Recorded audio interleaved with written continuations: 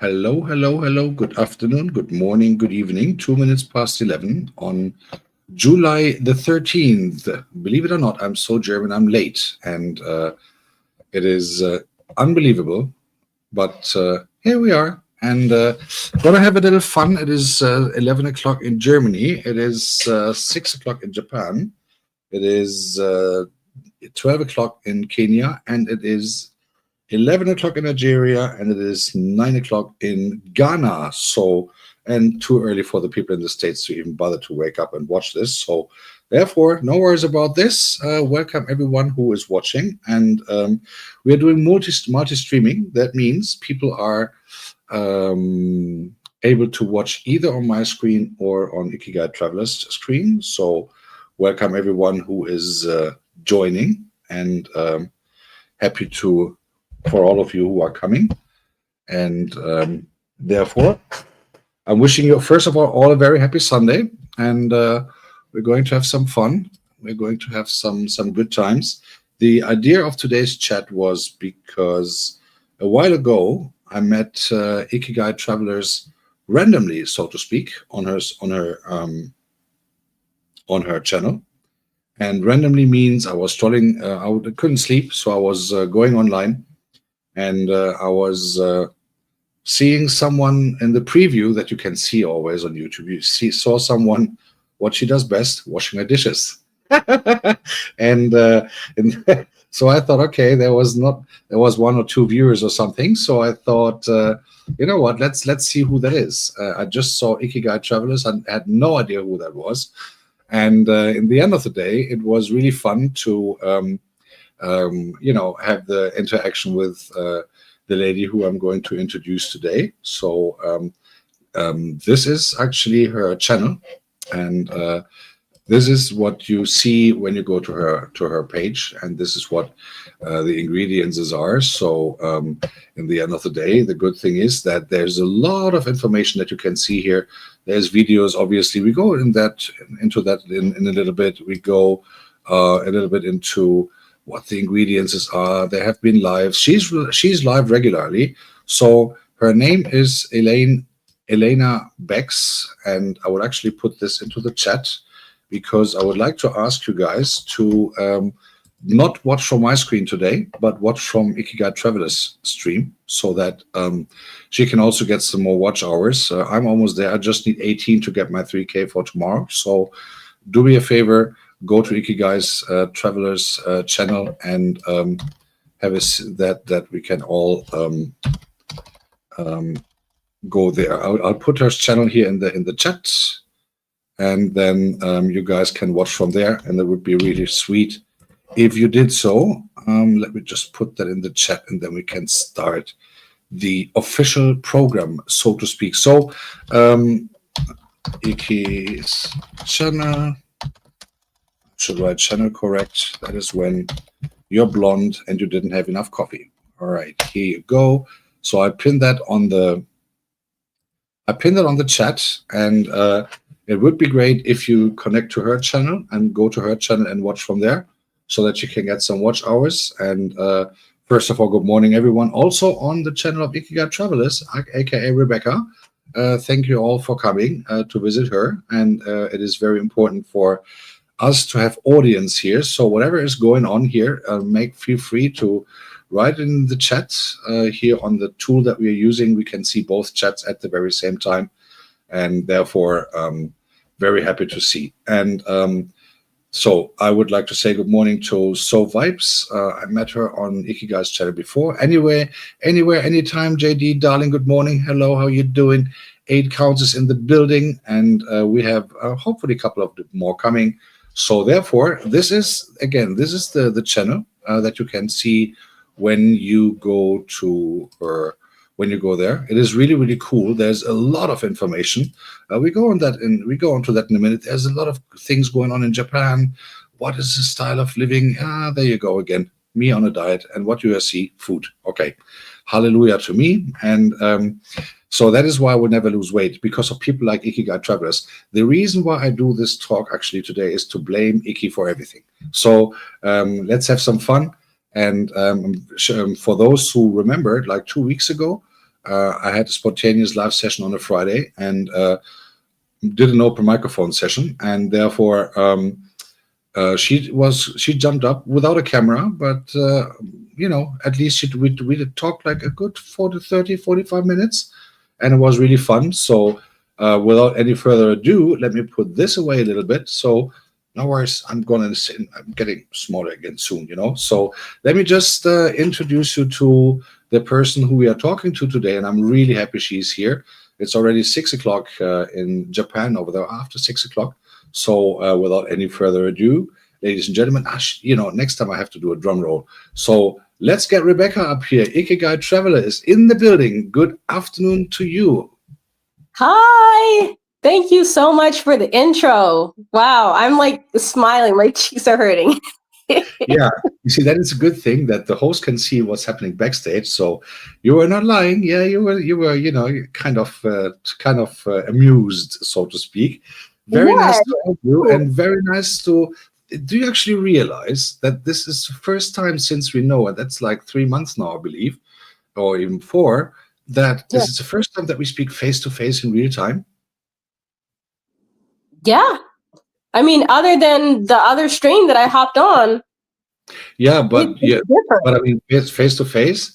Yeah, real time talk. Yeah, real time talking we did a couple of weeks ago, but real time talking, face to face, both on camera, and we don't have to type. Isn't that nice? Yes, you're right. My camera was off last time because the thing is, I honestly, first of all, this whole thing, I want to thank you, because if it wasn't for you, I don't even think we'd be here right now, because you're the one that said hello, which I really appreciate. And then after that, when you let me hop up on your live stream, I was about to fly to Thailand like in a couple hours. So I wasn't even ready at all, but I was like, you know what, let me just jump in. And I had so much fun. Like, I was just chatting all the way to the airport to my husband about the live stream. So it's awesome that you put this together. So seriously, thank you. And everybody, like on my side, if you guys want to go and give Raga some love, I would really appreciate that, because he put a lot of heart into preparing this, and I really appreciate that. Of course. Oh, by the way, I think your husband will send me $50 or $100 later by PayPal, because he was so grateful that he was able to pack his suitcases in peace, because you were busy talking to this guy on YouTube. Sorry, my sense of humor. How do you know I'm the one that's always like, all right, guys, let's go. Because you are who you are. It is a matter of fact. And when I see you, how planned you are with your kitchen stuff, that was the first impression I had. I mean, it is how it is. This is not me being like this anti-Vogue thing or something. First time I saw you, what did you do? Washing the dishes. And so, and whatever you do, you're like, okay, this is, you could be so German, by the way. You do this like, okay, 8:05 leaving, 8:06 arriving, 8:07 put in suitcase, da da da da da da. I think you have a timeline planned for like 4 years in a row or something. So yeah, guilty as charged. Yeah. So obviously, when I came to your channel the first time, I had no idea who you are, obviously, and obviously you did not have any idea who I am either. Just some another stranger on the chat, and obviously you were. And obviously, you don't know if there's another troll coming, like that comes so very often, or is it finally a normal person who can write in complete sentences? I would never consider myself normal, but I would say I do have a certain sense of humor, and I don't ask this usual, let's say it how it is, bullshit questions. I just don't do that, Then obviously I went to. I'm one of those rare going to a channel first before asking where you're from, what you do, da da da da. So I saw that you're in Japan, and that really was interesting, because I'm really interested in the Asian culture in general, and then having the opportunity to then speak to an expert living there from abroad.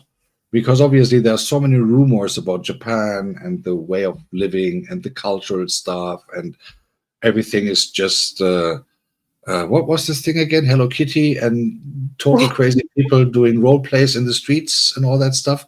That's the cliche, that's the stereotype. But today I'm really happy that first of all, that you are here. So thank you for coming. And I hope that you had a great Sunday so far.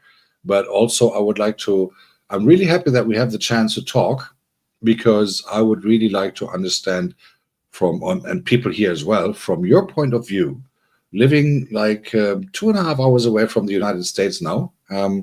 That's a bit more, right? So living It's a lot abroad, more.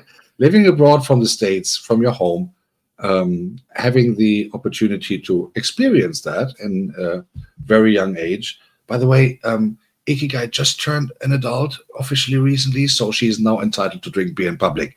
So, so we, so maybe you would, I'll just give you the microphone, and maybe you can just introduce yourself a little bit, tell a little bit about yourself, like give a brief introduction to the people who don't know you. Yeah, everything you said is exactly right. Even the rushing people when it's time to go. I wish that trait would help me keep my closet clean. But it doesn't really seem like it helps with that. But as far as like being very type A, yeah, that's the truth. And I think that made it harder moving to Japan, because when we first moved here, it was hard. And actually, honestly, I started the YouTube channel, and I see you guys chatting too. I appreciate you guys. When we first moved to Japan, it was a big culture shock, because we had lived in San Antonio, Texas before living in Japan. So we moved to a very small town, and people were like seeing us. I remember one of our neighbors, there's a tradition where you go and you give your neighbors presents when you first move in. So you'll give them like a letter, and you'll say like, hello, here is my name, here is my family, I'm happy to be your next door neighbor, and I've brought some cookies or something, And I remember one neighbor seeing me, and because I have tattoos, I don't know if they're visible. No. Yeah, obviously. I have tattoos. And so one neighbor saw me, and she was like, uh-oh. And she like basically shut the door.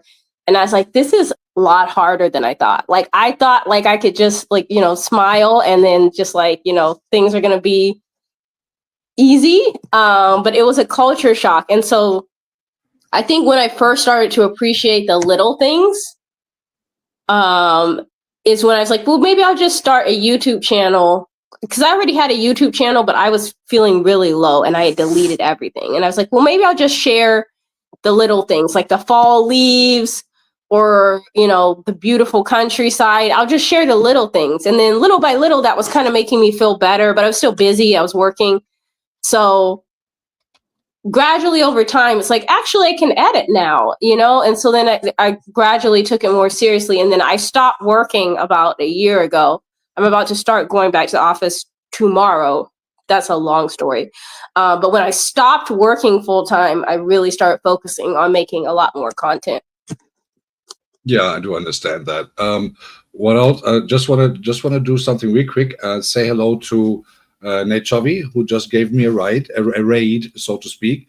Liz Nazra is in the house, and yay! And that on a Sunday morning, and I didn't even go to church. Well, I never go to church, but that's another story. So I can understand the cultural shock, because it was the same for me when I moved to Bavaria in Germany, because I'm not originally from here. And when you then see the first time people wearing lederhosen and all that stuff, it's like, I understand, but slamming the door in front of you is a bit harsh, I think. You didn't do anything wrong. I think so. Tattoos in Japan are associated with organized crime. Like, the guy that's like sitting in the corner in the big black jacket that opens, his pocket and is like, hey, you want to buy something? Like, I think that's the image this person had in their mind when they saw me. So afterwards, I kind of saw it differently. In the moment, it hurt my feelings a lot, but yeah, I think, and I'm sure in when you moved to Bavaria, like you felt the same way, at least once, where there's a situation and you're just like, this is not what I'm used to. I don't know what's going on. Like, well, as you know, I told you quite a few times that that I love Oktoberfest and everything, but in the end of the day, what people don't know, or what people never thought, is that you know, people are kind of, let's say, the first time they see it, when they move here, it is a total cultural shock, because only in Bavaria you wear those lederhosen and those things, and it's kind of weird. And you know, in the end of the day, people are getting like totally weird, but you get used to it. But so, for how long do you live in Japan now? It'll be 3 years in October. Wow. This Have you October. ever been back to the States since then for like a vacation or something, or never? Nope. Okay. No, Because it's kind of a weird situation. So when we first moved here, I had like a lot more buffer when it came to like work and all of that. I had a lot of work benefits. But my job that I had when I first started working here was like, I don't want to like drag them, but it was rough. It was really, there was a lot going on there. And so I ended up leaving that job. We moved here. And then when I left that job, some of the benefits that I had, like maybe an incentive, like a travel incentive, I don't have anymore. And I've made jokes like financially, like right now I'm good. But it's not like a lot of like I'm not burning cash right now. You know what I mean? So flying back to the States is a bit expensive, and then on top of that, the exchange rate and all that. So long story short, flying back to the States right now is going to be an expensive decision that I don't think I'm quite ready to make yet. Fair enough. No, I mean, I'm not going back in regards of going back. I was thinking of a vacation, like, hello, mommy, cook me some of my favorite food or something like that. You know what I mean? And even that is expensive. Well, I remember, I used to live in England, in the UK, like 20 something years ago, near London, not even in London, near London. Trust me, I also know what an expensive lifestyle is if you almost have no money, because the payment was shite, to say the least. But the interesting thing, what I think is, I mean, as far as I remember, our first conversation, and I believe I was the only one in the chat by then, and then later came 2-3 people.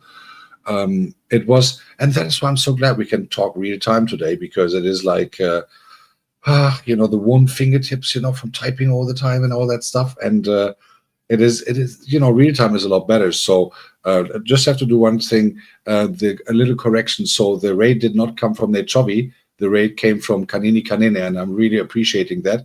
My blessings, my unholy blessings to the Diocese of Kisi. So next time I'm going to do this, I'm going to put my gown back on, so people understand.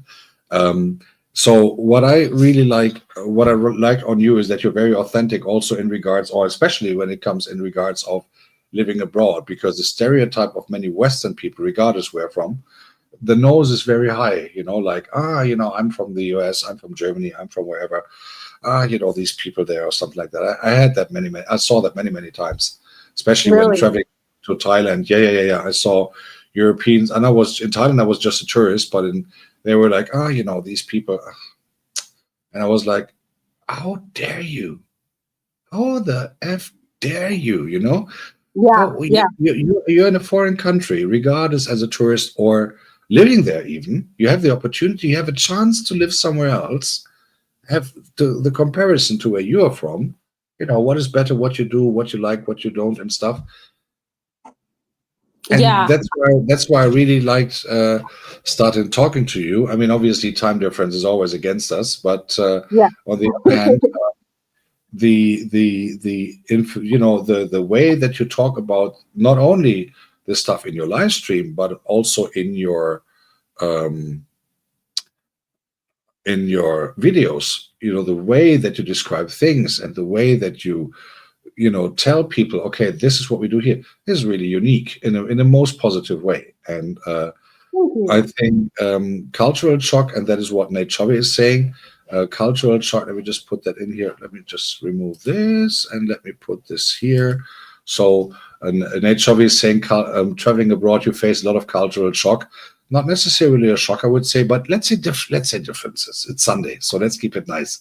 Let's differences. So that is one of the comments that have been given, and a lot more. And obviously, in the end of the day, I think, would you not say now after 3 years that it was maybe the best decision in your life doing that, going abroad, be brave, go away from the comfort zone, but now having a wonderful life there, obviously not alone, but you have a wonderful life there and you have a great time.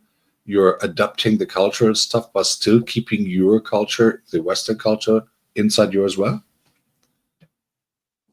I do. I actually, I guess I don't really think about it a lot, but I mean, sometimes I wonder how different things would be if we didn't move here, because it changed a lot of things for us. And I think that's part of why I talk about things the way I do on my channel. I want to be honest and authentic about like how things are here. So I don't want people to be like, oh yeah, because I've seen some YouTube channels where people are like, I moved to Japan, my life is perfect now, I don't have to work hard, I don't have to do anything, like it's just, perfect. There's no problems, everybody accepts me. I can see my chat. I just want to say real quick, because I can see my chat. Everybody is like blowing up the chat. This is my first time doing this, so I can see you guys. I'm gonna come back to you. You should actually also you can see them here in StreamYard. You can. Can I put them up? No, they're both chats. They're both chats here. Let me see if I can. Both chats are already in StreamYard, so you just have to focus on one screen. So meanwhile, while you look for your groupies, hello Ikigai Travelers groupies. So I see Soph is here, and we have a lot of people coming. Mora Kanene is in the building. People are quite busy for a Sunday. I'm really, really impressed. So obviously, what I do exactly know what you mean. There's a lot of those equivalent videos actually are from people who are going to Dubai, who are living in Dubai. Yeah, everything is cool, no taxes and whatever, but they do not mention the high amount of costs of living. And I know in Japan it's not cheap at all, but you get good quality there usually, as far as I heard. We're going to go on that in a minute, because obviously, as I mentioned it already, I'm going to blame you today for not losing weight because of all your food things that you put there. So, but on the serious note, I believe when people moving abroad doing YouTube's thing, that's regardless if it is in Japan or wherever, there are two stereotypes. One, they overdo it. Yes, now I'm rich and I don't know, got my golden fingernails and all that funny things, from my personal slaves every morning. Or there are the other ones who just show the plain life, like not in a bad way, plain life, but the usual life. What am I doing in Japan? And then again, and that is why I like. I got to put this up here again, and that is why I like your screen and actually your channel. An ordinary girl living in Japan. So you're not the queen, because obviously they already have an emperor. So you're just a person living there with your husband over there, and living an ordinary life, going to work, support your husband and do the household and whatever. Obviously travel as much as you guys can, because you want to see the country, right? You want to get used to the people. Yeah. And watching your videos, and again, guys, this is a channel.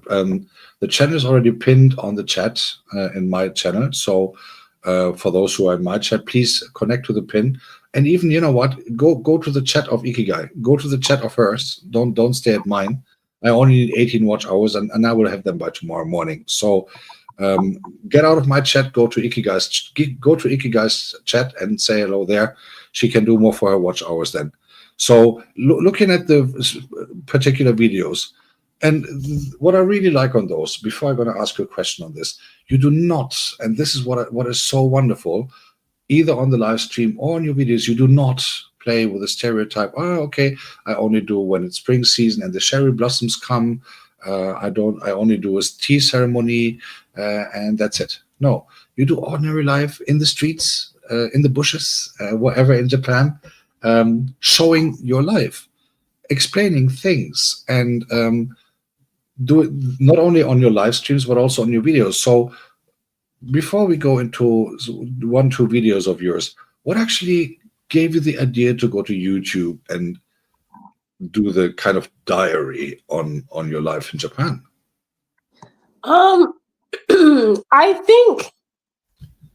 think I've been interested in YouTube for a long time. And I think like when I was feeling sad and I started posting the couple things that I posted and then I could look back at them, I thought it was fun. It kind of started just like that. And then after a while, then occasionally I would see somebody come back and leave a comment or something. So then I'm like, oh, I wonder how they're doing. Maybe they would like this because they like this video or something like that. And so then I started posting more. And then the other thing is I started taking YouTube more seriously when I stopped working, because I was like, well, maybe I can monetize, because we talked about you talked about your watch time hours, which if you guys have time to support Ragus, if he only needs a little bit, if everybody just does a couple minutes, could probably square that away really fast. But yeah, I was like, well, why not? Maybe I can, take YouTube more seriously.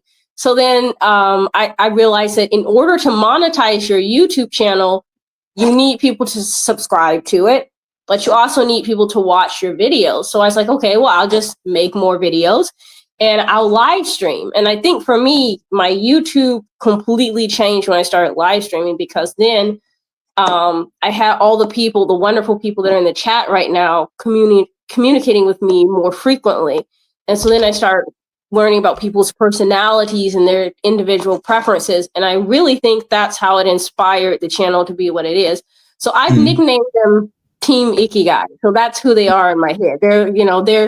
They're like my mission control. So like if I see that they really like something, then I'm like, okay, we like this video of the poop museum, so we're gonna try and find another outrageous museum to go to, and see what everybody thinks of that, because it's and I'm sure you can relate for your channel. If there's certain things, certain live streams that you've done, or certain videos that you've posted, and then you get the feedback from it, and you realize it actually impacted somebody, then you get this great feeling from it. Because it's no longer just something that you did.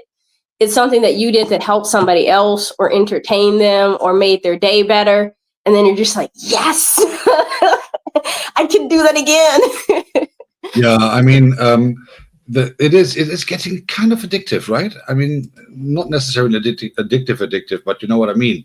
Once you're into it, then you're really like, it is like you see first results, you see some clicks, and you see some feedback. You get like comments and stuff like that. By the way, for those who are in my chat right now, I have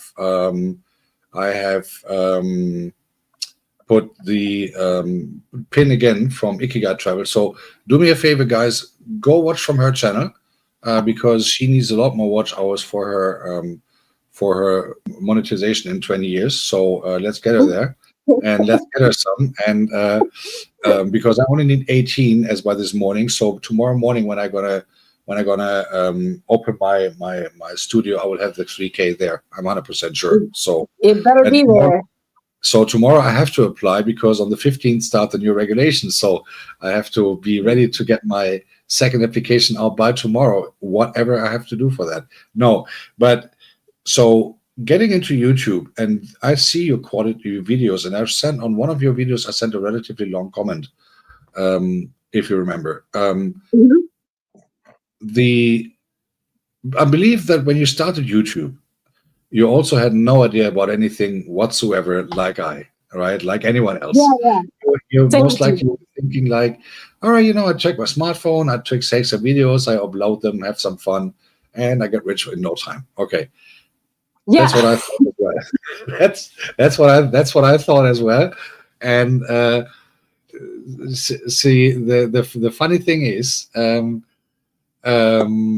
Soph, calm down. We are just joking around. Calm down, Soph, calm down. It's Sunday. I'm just kidding, Soph. Don't worry about it. All good. It's all banter. It's all banter. It's all good. We're It's all not cool. 100% serious. So No, it's 21 years, not 20. So there we go. But I think you had the same thing, right? Like, I take my yeah, smartphone, I'm living in Japan. Come on, I'm cool. Taking some selfie things and stuff, upload it, yeah, and then the first million will come after 1 week or something like that, right? So yeah. I could show them the Tokyo Tower, and then on the flip side, on the flip side, um, thank you for the comment from anywhere, anytime, JD. And I see all of you guys, by the way. I feel the exact same as you, and the same with your music. Your music is great. So like, and what I've seen when you play live, your comment section and the stream itself is like a party. So like, if anybody has not seen when Ragus streams, just check the World of Ragus channel and see when the next live stream is, and just pop in and check it out, because it's the energy. Because you would think you would only feel the vibe of like a party environment if you're actually at a physical party and there's people around you, but the live stream feels like a party. Sorry, I went yeah, on a tangent, but it feels like a party. yeah, rumors say that people skip Sunday church because they're too tired from dancing on Saturday. So is they blame the father all the time. No, but I mean, I put the stream in the background and I still went to church this morning, so there's no excuse for them. But your streams are great. But by the way, talking about church, I mean, Japan is in Asia, obviously, Yeah. and in Japan there is a bundle of many religions. Like there's like literally almost everything, mostly Buddhism, I would believe, and in several ways. So now, as you are mentioned, mentioned that you are going to church, was it hard for you to find a community where you can church community where you can go, or is there something just around the corner, so to speak? My church is not just around the corner. It's a little bit of a commute, which is part of why I wanted to schedule the stream for the afternoon to make sure I have enough time after church. But yeah, it wasn't really difficult to find a community, and my church is cool because the pastor, he teaches the sermon in English, and he's assisted by a translator who speaks the entire service as well in Japanese. So he'll go over a portion of the Bible, and then she'll hop in and translate the same portion. And then like because we have like, we'll sing and stuff like that. So when everybody's singing, we'll sing in English and Japanese as well. So it's a really unique experience that I've never really like experienced outside of Japan, because it's very intercultural, which I really like about it. I understand that, but it is cool that the opportunities are there. I mean, please correct me if I'm wrong, but as far as I understand, Japan is a relatively free and easygoing country. Not easygoing because there's a lot of regulations, and we come to that. But I mean, regulations in behavior. I mean, but the thing is that I mean, you can walk free. There's no big thing going on, and it's a relatively safe country, unless Fukushima is doing a fart or something. But that's another story. So as far as like, if you want to walk around and stuff like that, or like, I don't know, do something really odd, like for example, I ran the Mount Fuji International Marathon, and there was like, people in like cod costumes running, dressed as a mackerel or whatever. The fish finished before I did, which I was not happy about. But I mean, if you want to dress like in the same outfit on the train, I don't think anybody is gonna like harass you. Maybe they're gonna like, side eye you, but discreetly. I think in general, it's expected to be polite. So if you're existing and you're just living your life and you're not really bothering anybody else, it's likely you won't get bothered. It's when you start causing meiwaku, which I don't think I'm saying the pronunciation exactly correctly, but essentially it's to cause trouble for others, that people will start really feeling uncomfortable with you. So maybe my tattoos might scare somebody, because they might think I'm, a criminal because of that, because of stereotype. But it's behaviors, and it's like going against like the status quo. And there's some cultural things that are like, maybe people are not going to go around correcting you, but you're definitely going to make people uncomfortable if you don't follow. For example, if you eat like a bowl of rice, one does not stab their chopsticks upright into the bowl of rice. It's very, very disrespectful because that, yeah. So I learned that years ago when I first came to Japan because a Japanese coworker asked that everyone be informed of this belief or this tradition because some of the Americans were not aware. You're just eating and you stab your chopsticks in your rice and have a conversation or something, but just doing that is like really not super respectful because it's like associated with like burial and mourning and funeral practice to my understanding. So it's not something that you're supposed to do as part of daily life. So it just seems like very like flippant, like in the US, for example, like we don't, if you're at a cemetery, you wouldn't just go skipping across the tombstones. It's disrespectful, Right. And so doing something like that could also be offensive. So I think for someone who wants to visit Japan and stay for a little while, it helps to like take cues from other people around them to make sure that what you're doing is not bothering people. And if you're in doubt, ask. And if someone says like it's really, really troublesome, just maybe like it's not going to hurt anybody if you just don't do certain things, Understand. And you mentioned with Thailand as well, like people, observed people being very like entitled and disrespectful when they come to other countries, which is like another reason why I care so much about my YouTube channel is because I'm hoping that maybe someone will look at Japan a little bit differently and not come here and act disrespectfully, whether intentionally or not. I mean, some people are just, I don't know why they think it's okay to go someplace else and be rude. But hopefully someone will, take a hint, Yeah. But talking about a hint, I really have to say quickly hello to Kirky Lily. Kirky Lily and Rebecca, I can really recommend you. You got to connect to her because she's awesome. She just wrote somewhere out there, oh yeah, I love his talk shows because he's talking like a waterfall, like me. Obviously, that's true. She is awesome, and also all the others in the chat who are appearing with a black name for you because they are on mine. Okay. My chat, you can also access my chat later because I always have the opportunity there for myself to reread the chat when I rewatch the live a couple of days later. So the chat is appearing 24 hours later, and you can connect to all these people.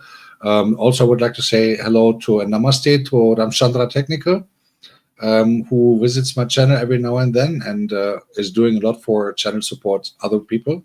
And obviously also hello to Nightbot. Nightbot is always there. I don't know why. I think I've employed him once. And so Nightbot is always there. And yeah, good to do this. And now you actually put something very interesting on the spot, so to speak. And I would like to go exactly onto that. You mentioned the misbehavior or the accidental misbehavior. I mean, obviously, there are stupid people in this world who do that on purpose because they think there's something better, whatever. But now, talking about exactly that, if you watch any kind of film which is related in Japan, if it is Alice in Borderland, or if it is the old Bruce Lee films, or whatever it is, this Asian thing, let's call it like that, stereotype. I believe, is it true that in Japan it is everything about not losing your face? I think I don't remember the names of it in Japanese, but I think Japanese people, and this is coming from friends who've told me this, might describe it as having 3 different faces that you show. Maybe your face that you show people at home, your very best friend, your brothers and sisters, your spouse. By the way, then maybe I'm not doing poor elections. I'm just having a cigarette. So in case you see white smoke, I'm not going to Rome anytime soon. Okay. So maybe a face that you'll show at work, and then like, a face that nobody sees, right? So I don't know about, it's hard to describe, but when you live here, you kind of observe people checking themselves, because like I mentioned earlier, the meiwaku concept, like you don't want to go around being disrespectful or disruptive. I think there's some pressure to perform, and I think that in a lot of things that I've seen in Japan here, there are many things that are very orderly, even the way that people conduct themselves. Like when I had the opportunity to wear the yukata, like there's a lot of steps, very organized, neat steps. There's a certain way that there's like a belt, which is called the obi, and you like wrap it around. There's a specific way that goes. We did a soba cooking class, and there's a certain way that goes too. You don't just mix up the flour and then chop, chop, chop, and it's done. It's very, like, even the way, like when you're, the chef has like this dowel, giant dowel thing, and it rolls over the batter, and there's like a motion that the chef does, the soba master does with his hands or her hands, to create like an even distribution of weight on the noodles, so that way like the flatness is equal. It's not like one part of the noodle is thick and the other part is really thin. And so I think there's a lot of thoughtfulness to most things that people do. And I think people apply that just in their daily lives. And I think that for me, to be honest, I think that's been something that's hard socially, because I think it makes it harder to be friends with people. Mm. Because like I don't know how to explain it, but like if I'm talking to you and I'm feeling comfortable, you can kind of tell like what my level of comfort is to some degree. But if you notice that I constantly change it up, or like maybe one day I'm more comfortable and other days I'm not, or in certain settings I'm very withdrawn, it might make it more confusing to interact. And I think the social rules here is just like something that I haven't fully learned to navigate. And people here tend to be private, and like there's a concept of not like burdening and causing trouble to others. Like it's there's a lot of things where it's like, maybe you're like, well, this person didn't want to be my friend. Maybe they didn't want to be friends, but they also didn't want to burden you by bringing up everything that they have going on. And like from an American perspective, when you're close with somebody, it's like, oh yeah, before we start this stream, I'm like, oh yeah, I'm getting a cold. I've got my Kleenex. You know what I mean? And so it's just a different way of thinking. Yeah. All that to say. I got you on that one. But I think it is, I've met a lot of Japanese people in Germany. So maybe as a short intro to that, maybe, if you will, the thing is that that I'm originally from Düsseldorf in the West, right? Mm-hmm. And Düsseldorf is called also Little Nippon, because Little Nippon, yeah, because a lot of European headquarters from Japanese companies are located in Düsseldorf. So they are supporting a lot of they're supporting a lot of my club here and there, my favorite club, which is always somewhere. Let's not talk about that. I would start crying. But at the end of the day, they are very close in their community. They don't separate. They really are including themselves in the community of Düsseldorf, and it's very nice. We have all these Japanese shops there and all that stuff. There's a lot of cultural things what they offer, to the people of the people of Düsseldorf, to learn what is going on in Japan, tea ceremonies, all these things, sushi, obviously stereotypes, sushi things going on. And, at the end of the day, it is a good thing. Now, talking about the behavior, you said you spoke about three phases. Empire, good morning. So you talked about three phases. Now, obviously, when you're at home, your husband is not from Japan, he's from the US as well. So obviously, you can act what we would most likely call normal from our Western perspective. So you do you just do your thing. Now, Yep. when you have Japanese guests in your house, is it then some kind of similar to what you show at work, or is it just I believe it is hard to speak about personal things to Japanese people who you just start knowing, to say the least.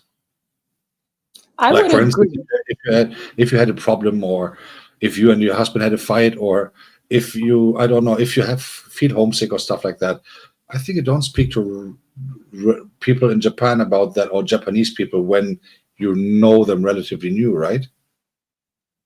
I would say so. Give me 1 second. I'll be right back. I am so sorry to step out, guys. I have to use the restroom. I'll No, explain my. no problem. You do whatever you do, and I'm gonna go to the website again, or actually to the channel again. So I would strongly recommend to go to the channel, because it is really interesting there. You see tons of videos. You see a lot of. There have been many funny shorts as well. As you see, she's very busy on her channel. She got like almost 1,000 videos on there altogether, and she got 1.74K, so almost 2,000 subscribers. So please subscribe to her channel and be so nice. Also, while Iki is on the way almost back to the stage, I would like to say hello to everyone who has just joined. We are multi-streaming, so for those who ever wanted to travel to Japan without paying an expensive ticket, this would be your chance. The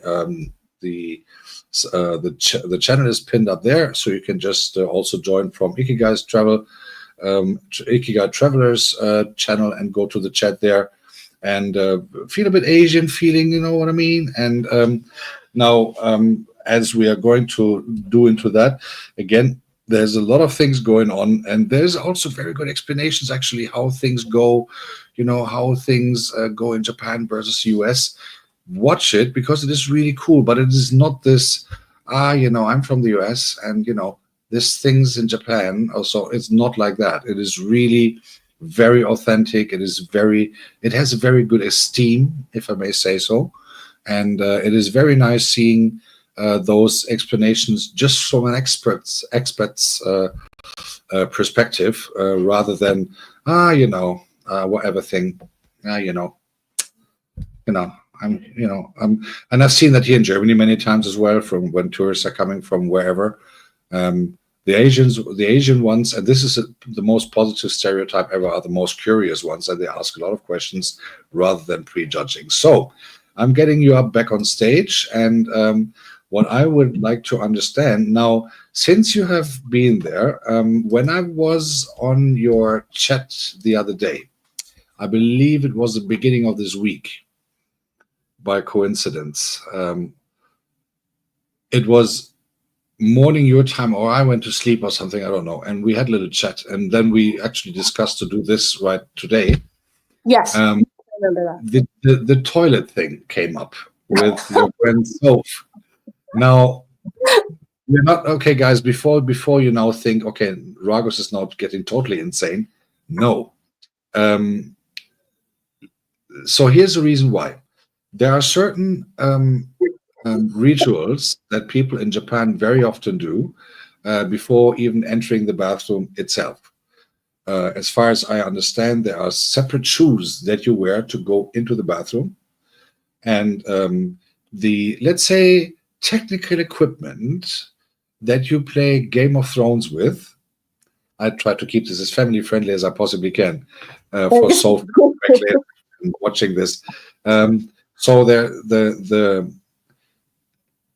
going to the bathroom is kind of a ritual by itself, right? And we can keep it as family friendly as we possibly can. But do you have separate shoes for your bathroom at home, or is it just that you have to wear them when you're elsewhere? So I'm actually working on like a short video explaining the restroom thing, because some of my team Ikigai people were kind of like outraged when I explained the Easy there. You okay? So my I was just remembering that outrage moment a couple of days ago. my toilet here in Japan has a bidet. So like you can use that to, spray some water, if you feel like you need to freshen up. Okay, we're still keeping things cute here. We're Family keeping friendly. things family friendly, right? So there were some people that were very shocked by that concept that perhaps they can, do that. So I'm working on a video to explain it. It's not that scary. But to answer your question, usually at hotels is when I see the separate shoes. So I have seen that. Hello, Quirky Lily. I see you in the chat. Usually if you go to a hotel, they'll have like the shoes that are for the toilet area already in there. So Mhm. those are specifically for the toilet area. And then the other shoes that are like just for around the house, because usually you'll wear slippers in your house. I'm not wearing them, but I often wear slippers around the house, especially if it's cold. Or I have cats, so sometimes their hairs get around, so it's nice wearing shoes. But usually people wear like some slippers in the house. It's Mhm. considered, this is another example of like something that's rude, that like I think most people know about this one, but you're not really supposed to wear your outside shoes in the house. So you're not supposed to, like, I don't know, walk the dog and then come back from the dog walk and wear the shoes in the house. Even if, because I think from an American perspective, I grew up in a household where we didn't really care. Mhm. So long as the shoes were not muddy. Like if the shoes are soiled or you stepped in something bad, you don't want to like walk around the house with those, But here it's like you absolutely don't. So when you first come into the home or the hotel or whatever, you would change into separate shoes. And then some places have like toilet shoes. We don't have toilet shoes at our house. But yeah, it is a thing. It's definitely a thing. Because I think that with the shoes, especially with the spare shoes for that, there is I forgot the name of the. I think it's Solo Travel Japan. It's a Japanese guy on YouTube Mhm. who is traveling a lot with a ferry, with trains and whatever, and with a bus and all that stuff inside Japan, right? So and also he went to Germany sometimes, but I wasn't aware. Interestingly, you're so right. So two stereotypes that I've seen on his videos, and he has a huge channel, um, is first of all, everything that you travel public with, like train or especially ferries, they're not necessarily chefs in the economy class. Everything is vending machines, and vending machines are all over the place in Japan, as far as I learned. But also, this thing with the bathroom, going back to that, you have your spare shoes, you have your slippers or whatever. You have to take them on when you go in there. You have to take them off when you go out of there. You do Yeah, your you thing. wouldn't wear those around the house. Yeah, you do your thing when the pot brims in abundance and stuff like that, and to keep this. I remember the outrage, and it was only in writing, and I was sitting here laughing so hard because Yeah. as I mentioned in the chat already, I do have a friend who is Japanese, and Yeah. they have bought an apartment here, so they got 2 3 or more than I do. So uh, and they have refurbished it completely, and they do actually have a Japanese throne in there, as I call it. And he is kind of German because he came here when he was like 10 or 12. So Mhm. but he still took a lot of Japanese culture. He still got the Japanese culture in himself, obviously, because he was raised by Japanese parents. So he got that, and I really have to say, after he explained, okay, look, and I have to say, it was the Good first thing. toilet ever that I saw with a remote control. Oh, ours doesn't have a remote control, but it has like a panel, a control panel. Yeah, he has a remote control that you can use, and then you do whatever you have to do with a pot sprinkle abundance thing. You know what I mean? Yeah. And and I was like, okay, so let me see. Press some buttons, and he even created it like in a shopping mall. Like once you go in there, and once you lock the door, right? Yeah. So there is no key. There is this whatever lock, which is then programmed to wherever it is sound system in the bathroom, so that you can do the alternative breathing without anyone hearing it outside because there's music in there. Yes, yes, yes. So a lot of places does that like automatically. So like for example, we went to see the Superman movie. I had told Mhm. you we're gonna so we went to the movie, and at the theater they have like this nice like whole restroom layout or whatever. As soon as you go into the stall, it automatically starts playing like bird tweet and forest sounds. So like it's louder than whatever activity that could go on in there. And so it's supposed to create like a sense of, Maybe that is why Twitter was invented discretion. in the first place. Maybe that is why Twitter was invented in the first place, because someone didn't want to feel disturbed. But it is, but on a serious note, it is very interesting to see. And I mean, if you're interested in certain places of the world, and I'm very interested in going to Japan one day, it's in my top 3 of the bucket list for sure. I've been to Absolutely. Thailand, I've been to Indonesia, but Japan is a totally different level. And because I would really like to witness a tea ceremony, but not in Tokyo in one of those tourist things, but in some village somewhere, some Yeah. small town, if there exists anything like that.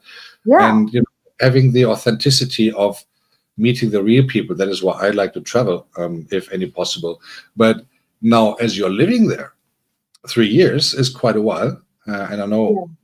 Me living as a kid away for 3 years is, I know exactly what you're talking about. So now you do have the comparison. I mean, 3 years is a very good time to have a very good comparison on living in the Western world, regardless of US or Europe, or living in Japan and having the Asian culture. And you have traveled in Asia as well. So now, obviously, you also managed to get your food the way that you like it. And obviously, you also had to learn about Japanese food in the first place, the Yeah. way they create it in Japan, not the way they create it in the US or Europe, because they make it US or European friendly. So living in Japan for 3 years, having a regular life there, like, getting up in the morning, do your work and whatever, going to sleep in the night, meeting new people, being in a new environment. As a matter of food, now you talked about a cultural shock when you got there, right? Was it also a cultural shock when you got there, and or are you so open you just literally eat like everything, at least that you can say I've tried it and then I can say if I like it or not? So the one thing is I was vegan before I moved to Japan. So by vegan, I mean I did not eat any meat. I did not eat any cheese. I did not eat any egg. I avoided honey. So that was my diet before moving to Japan. And when I realized we're officially going to be able to move to Japan, I said, okay, I'll switch to being vegetarian because Mhm. that's going to be a little more relaxed. But at this point, I don't eat shrimp or like oysters or fish or any of that. I really avoid it. There's some things because Japanese cooking is like it's very like some things like soy sauce might have fish in it, or some soups might have like oyster broth or something like that. So some things I may not know 100% what it is, but if I believe it's vegetarian, then I will probably try it. The food here is very different. There's a lot of food I love here, and there's a lot of food that was culture shocking, like very shocking. But I think over time, and this is something I was wondering about you. So we're gonna flip the script, and I want to ask you because I know that you lived in Nigeria for a while. How was that switching from Nigerian from German food to Nigerian food? It was tongue burning. Because so in Nigeria it is a lot of spicy food, spicy in regards of hot spicy, Yeah, uh, I know. that's the reason why I was always called Oibo Pepe, because here's the thing: Oibo Pepe, Igo Yellow Momo. That means like white man getting more and more white, right? Because they think that my skin was gone. Now, the thing is, give a little story on this real quick. When I was so I was in Nigeria when I was between 9 and 12 years old, right? Little boy. For me, it was the best time in my life, I can say. So here's the thing: they eat this little peppers, right? The little peppers, the Yeah. little red chilies, I believe we call them in the Western world. But they eat them like they're candies, like, and they put like 2 tons of them on 2 potatoes or stuff like that, because they like it. Similar to Yeah. Thailand, Yeah. very, very spicy food. It is brutal. However, I thought, if the Nigerian people can eat it like candies, give me one. So I bit Right. in one, and I was Uh-oh. like 10 years by then, and I was really crying because of the pain that it had, because it was freshly harvested. And the paprika is no problem, the big one. It's sweet and Yeah. nice, everything. Yeah. But the peppers, holy moly! Recently, last week, I was at an African festival here in Germany, an hour ago from here, because a I fellow think I YouTuber, saw part of that on your channel.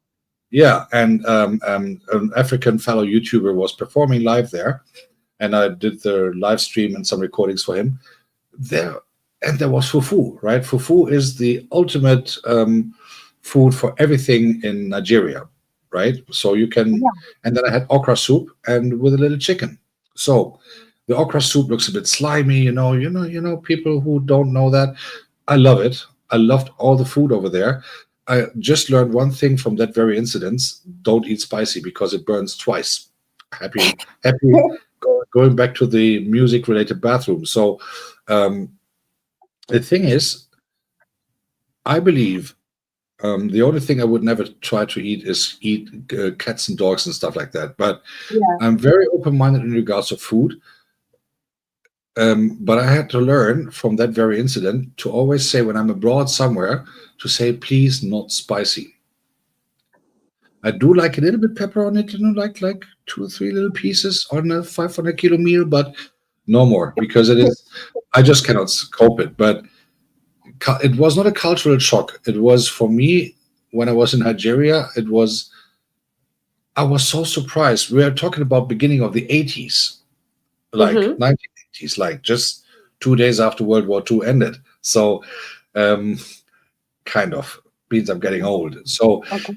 the thing is, I never saw a papaya. I never saw a pineapple. I only saw in cans, and obviously we knew bananas, but I never saw oranges that skin was green. I was like, Okay. why is it not orange, right? Because different things in Africa. Um, we had all these fruits, that coconuts falling down from the palms directly into our garden, and it was like, what's that? Yeah, that's a coconut. And I was like, okay, but I thought they're in a can. I was a little boy, right? So Right. Right. Right. then we had all these wonderful fruits. And then going back to Germany, I had the bigger cultural shock, to be honest, because we had to eat German food again. I love German food. Don't get me wrong. I love my schnitzel. I love my stuff here and there. But the variety that you had in Nigeria versus Germany was a lot bigger.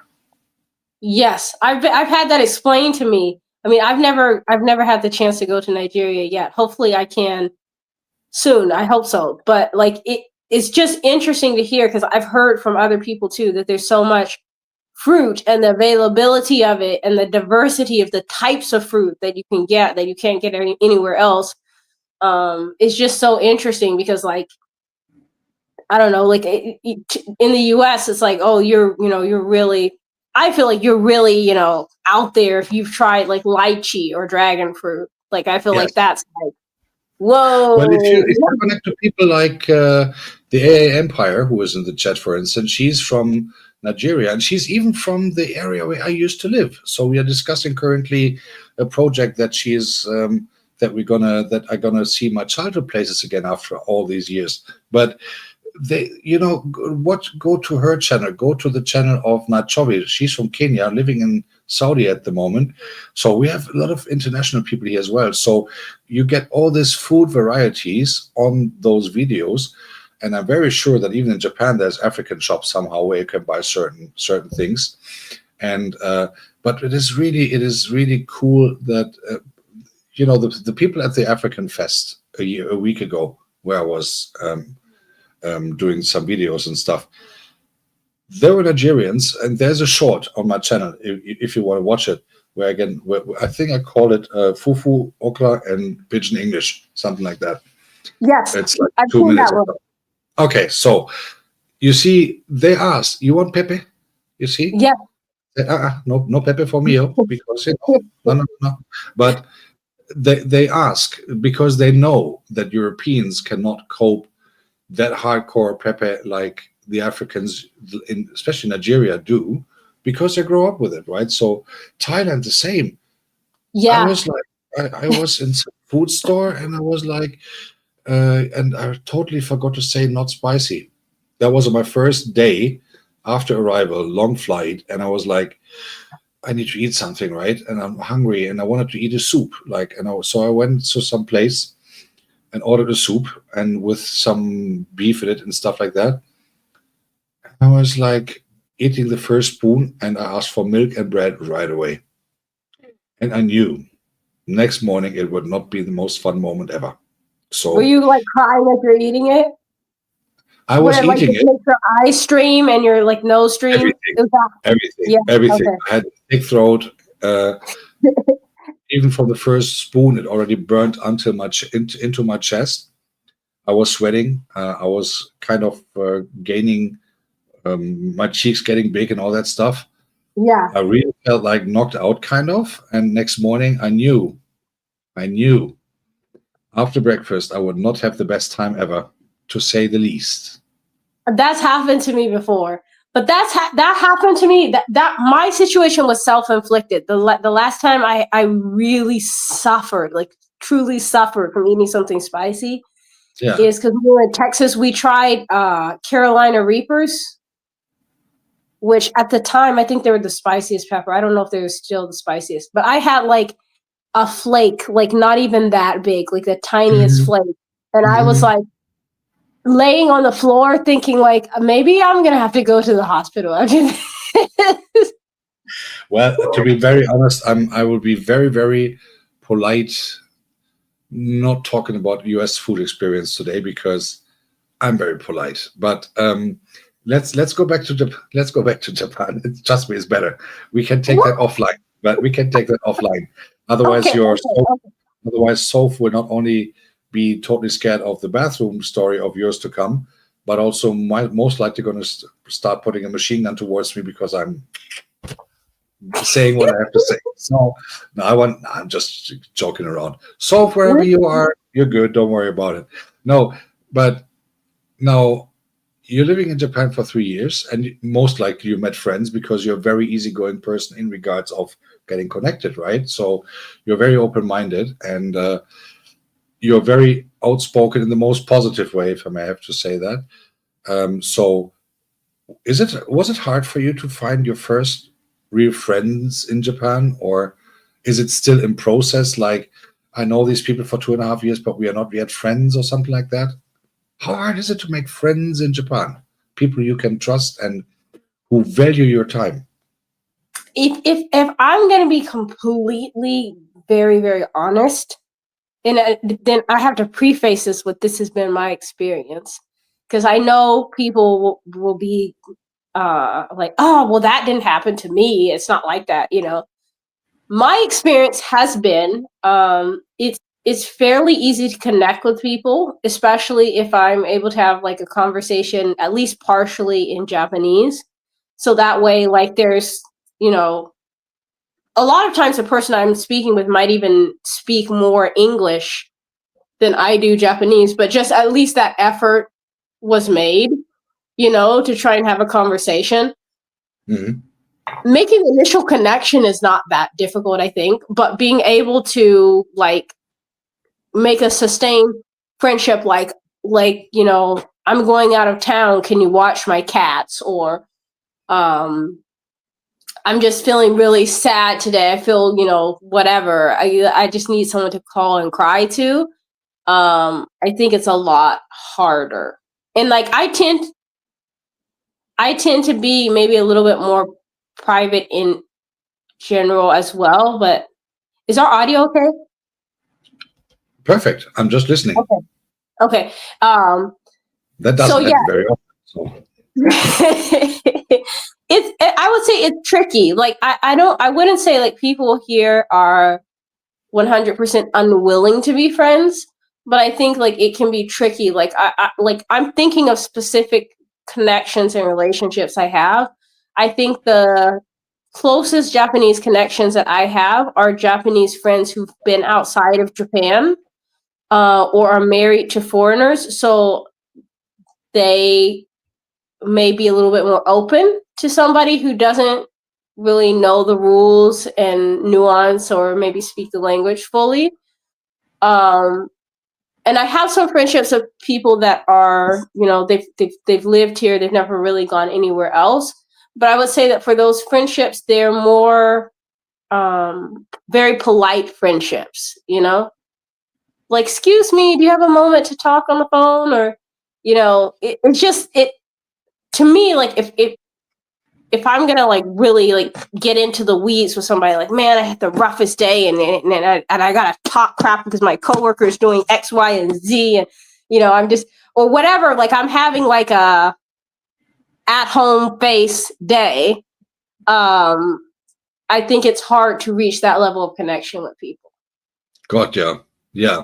I mean, obviously, yeah. As I think, as the older we get, or the more we grow in life, you always take a bit more time to consider if that person would be a friend or if you just dump him and go. But I think in I Japan, agree. you don't just really dump someone and go. I think it's another way of living there, so to speak. And considering the fact that now there's a cultural clash in regards of Western meets Eastern. Or Western living in the eastern part of the world, I think it is a very big step that you did. Now, obviously, you're young, and you're still with modern technologies. You're still connected to home, right? So Yeah. it is not completely lost, thank God. I remember when we were in Nigeria, there was nothing like that. We didn't even have a telephone, so we had to write Well, letters. 3 years of a gap, Not basically. necessarily a gap, but letters took a while, obviously, to go Mhm. back and forth. A phone call was brutally expensive these days. We use whatever amenity, not even doing a phone call anymore, right? So, because technically, if you speak on WhatsApp, it is not a telephone call, even though you use a phone, but you don't use the phone gadget insights to do a phone call. You use WhatsApp, Right, right? Or you use StreamYard, or you use Teams, or whatever you use, and right. so therefore, there are so many opportunities doing that online, and therefore for free, because the internet and the Wi-Fi is paid anyway. So in the end of the day, I think it is a cool thing that you at least have the connections to home, which Yeah. is essential, I think, for everyone in life. Now, you have traveled quite some places in Japan, and I remember we briefly talked about some Hello Kitty thing as a joke, but Yeah. I what really I would went. what I would like to understand now, as you traveled Japan quite a bit, because obviously you wanted to see where you're living, you wanted to explore places. What was the most weird place you have seen in Japan in that 3 years? The most crazy place, weird place, most funniest, you choose. Hello Kitty store in Tokyo, or Um, Let me think. From a pop culture standpoint, probably the Poop Museum, because I thought the Poop Museum was gonna be. It's all good fun. I thought it was gonna be like it. I was curious about it because I'd heard a lot about the Poop Museum. It's actually called the Unko Museum, which means the same thing in Japanese. But I thought it was going to be like an educational thing, like the digestive system. So I was all ready to learn, maybe a little bit grossed out, but ready to learn. But it's like very cutesy, fun for the most part. And then they'll have like some games there. They have some games there that are just kind of like literally, like there's one game where it gives you like a countdown and you step on the poop, and I posted the video on my channel. Like, after this, it's one real of those poop you have to or see it to fake believe it. Is it real poop or is it fake poop? It's all fake poop. It's all fake poop, and there's no there's no smells. Okay, there's no smells involved. Thank God. but it's just, I know we've been talking about poop a lot, but I think that was one of the most strange experiences that I like. So when you first, okay, hold on, very quick story. So when you first enter the poop museum, there's a row of toilets, okay, and there's like a person that briefs you like, welcome to the poop museum, and they do English and Japanese, and then they're like, all right, if you want a souvenir, you have to sit on the toilet, and they have rainbow color, like colorful toilets, and then you sit on the toilet and you like pretend that you're pooping, so sit on the toilet, and then they'll give you a poop. I probably have it somewhere. Don't. Okay, so guys, for those who have just entered, no, we are not doing any nasty fetish talk here right now. This is silver. Silver. It is. Now I understand why Soph was so devastated the other day. So, ladies and gentlemen, we are not doing any nasty fetish talk here. It's just Sunday, so Ikigai just got out of church. Yeah, I didn't even go into church, but so this is just an experience that she had in Japan, that there is a poop museum, which thankfully does not have all the special aromas from alternative breathings and all these funny things. But Japan is a crazy country in certain things, obviously. And, well, actually, we would call it crazy because for them it's normal to be a bit more colorful, a bit more loud and stuff like that in certain things. But what I would insert, I think on a day-to-day, people tend to be, very orderly, very proper. They're on time. They're dressed right. They do things the right way. They think of others. And then when you see things like anime or the poop museum or something like that, it's an opportunity to be your inner child or be quirky or be, different. And I think that's something that I really appreciate about here, like nightlife. Like we were in the first time we visited Osaka, we were just wandering around and we went to like a little bar, and they had like a tabletop bar area, and there was a group of guys singing like NSYNC and Backstreet Boys. And this group did not speak English, but they knew these songs word for word, and they were hitting every note, and they were putting their heart in it. And it's just, 1 minute this guy is like a salary man, he's got his suit on, he's got his tie on, he's tired or whatever, and the next minute he is like a member of the international boy band that all his friends know and love. So, well, I heard that karaoke is a big thing in Japan anyway, well, in Asia in general. As a little side joke, our very good friend Kirky Lily, she actually lives in a karaoke machine, right? So when she does a live stream, she always does karaoke singing, always. So I always jokingly say to her, oh, you're living in a karaoke machine again? Okay, have a nice day, and stuff like that.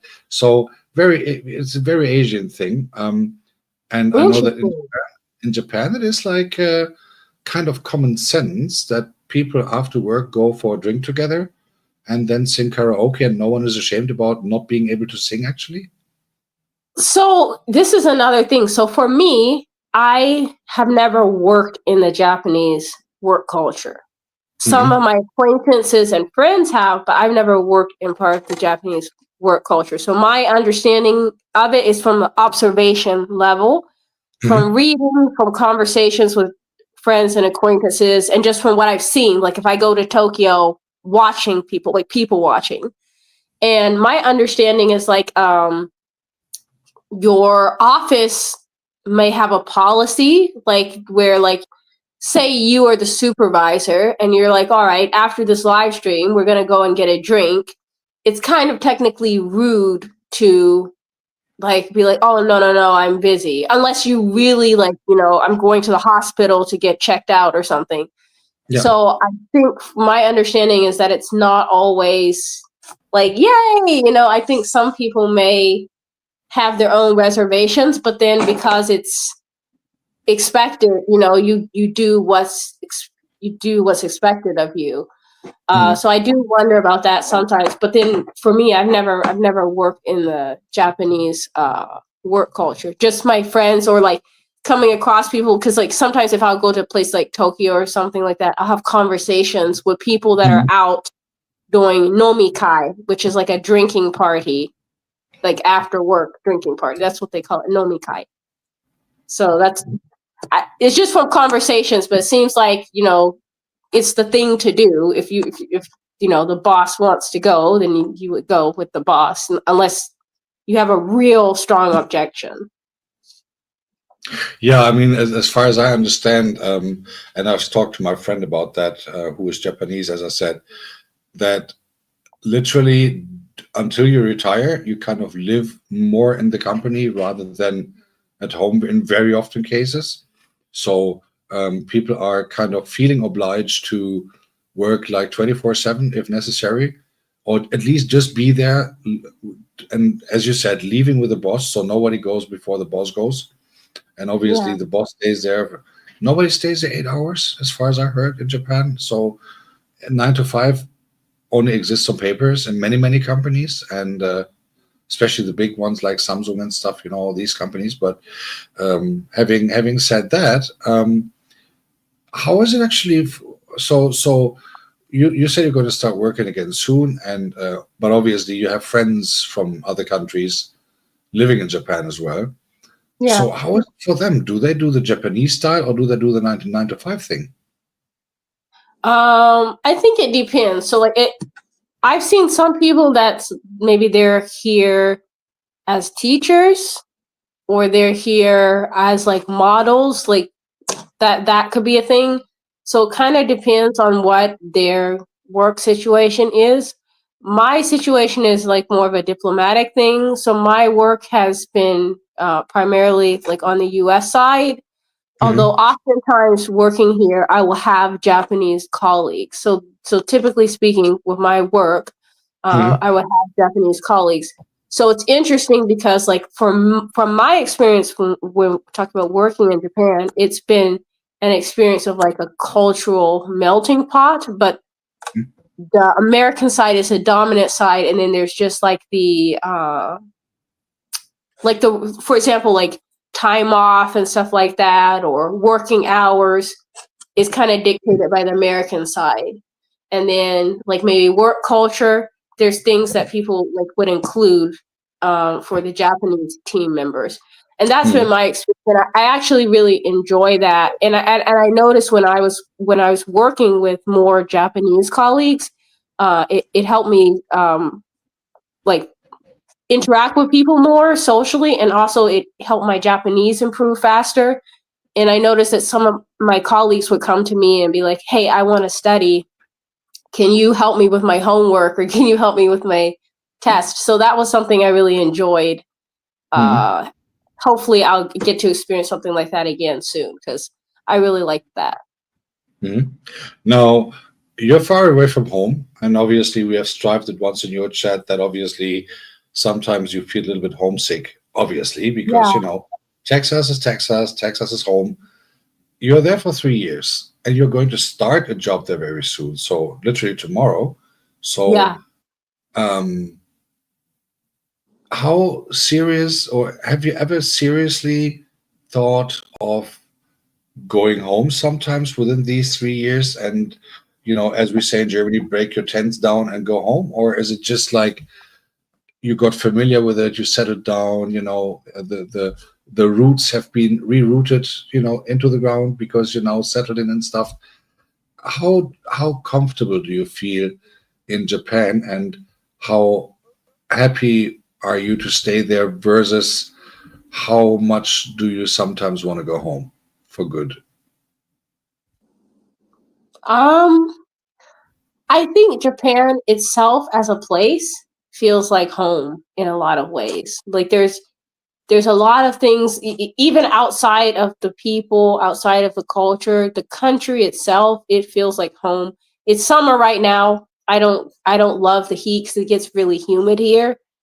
But like if it's a nice day and you can take a walk, you can hear like the cicadas singing. There's like these bugs and they like sit in the trees and like they scream, kind of like crickets, but they have like kind of a melody to them, you know, and there's certain flowers that bloom. And so like after living here for a couple of years, it's like, oh, it must be May or June because the hydrangeas are blooming. Or like, fall is starting because the maple leaves are turning colors. And so it's little tiny like daily life things. And I'm sure Germany has quite a few of those too, because I've heard some wonderful things about Germany, like as far as the beauty of the country, and seen online too. So, but I think that's something that really helps Japan kind of find its way into my heart. And then the people that are really kind. It's not always the case, but there's some people that are just really, really kind. Where you're just like, wow, I was not expecting that. So I think it's gradually made it feel like home. I do miss the US. And I have considered like, breaking down my tent. But I would say that it's not as simple as just, all right, I'm done, or whatever the case may be, because moving internationally is expensive. We have pets. We kind of have a life here, and then to move back, it's like, okay, what about working and all of that? So I don't think you want to move back to the US with no job, no place to live. All of that costs money. So it's just I'm a marketing major in school, right? And so the big thing they would drum home on like a lot of things is like opportunity costs. Is the opportunity to move back to the States worth the cost to move back to the States? Is it worth the cost now? Will it be worth the cost later? And then is the opportunity available as well? Like, is the job market something that supports that? Is it, there's so many things that go into the pot. It's not just, the longer you live overseas or the more different places you lived, I'm sure each place has its own challenges too. But living in Japan long term, Japan has some very strict rules for people who can live here long term and who can't. So that's another factor. So it's not as simple as just like what my feeling is on it, if that makes sense. Absolutely. Just before I go into that quick, I would like to say hello to Agatha Chow, who just joined, and Kanini Kanene has sent you some people onto your chat, so they're at your side. Thank you. They're on the hello from the other side. So just mentioning that, and now, interestingly, we have strived a little bit the difference, not even the differences. That's what we want to do now. Well, we have strived a little bit the behavior skills that you need to have living in Japan, especially as a foreigner. I would like to ask you something, and this is really interesting for me to understand. As you're from the US, me from Germany, I've never been to Japan, so this is a huge advantage that you have. But living in Japan, you have witnessed all these, let's say, unwritten rules about behaving. You mentioned the 3 phases. You mentioned, you have to be a bit careful on how you behave, that you don't accidentally do a mistake. Although they might forgive you the first or maybe even the second time because you're a foreigner and you don't know. But as long as you try and as long as you don't kill someone on the first appearance there or something. But what I would like to try to understand, you got the comparison, like being a citizen from the US, obviously, living there until 3 years ago, going to Japan, living there now for 3 years, traveling the country, meeting the people and all that stuff. Now, when I consider people in the US or Europe in general, I think what I've witnessed so far, most likely we people are mostly very straightforward, right? Like, as you said, now I'm having a bad day. I painted my toenails wrong. Now they're, I don't know, purple green instead of whatever, and stuff like that. So, leave me alone. And F off and stuff like that. You know what I mean? So, Right, absolutely. so now you're living in Japan, you cannot do that anymore. But isn't it like kind of a breeze of fresh air for you, even after that time, knowing that people are not necessarily being a Karen in the first place, if that makes sense? So I think people here, the Karen prototype that I think we are thinking of, I've not seen it as much here. I don't, I think it's like an endangered species here, that concept. But I would say like people here have their own ways of being particular about things, or like, I wouldn't say things are just like there's never anybody ever making a stink. For example, we went to Nagasaki to go to House Temple. So like my recent videos have been about that because I just like edited that whole trip. And like we went to this hotel, and so the hotel has like a buffet, which hotel buffets in Japan are like chef's kiss. They're fantastic. And they had like a omelet station where you can like, get a maid to order omelets. So you can decide, like, do you want cheese? Do you want potatoes? Do you want green onions? Whatever inside of your omelet. And like, my husband pointed out to me like, oh man, like some of the people are being like real particular about the omelets. And so then I went later to get mine, and I was just noticing like some of the people were just kind of like bossing the chefs around and just kind of like, I'm here at this hotel and I'm paying my money. So like put it, but they're not, I wouldn't say like, okay, they're like super rude. I would say it's more like a little bit stuffy, or a little bit like, oh, well, I am important. I'm a guest here. Like, Yeah.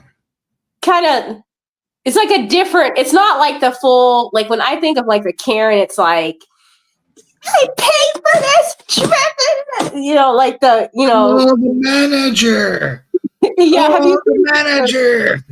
the airport videos, and the people are throwing the computers across the desk?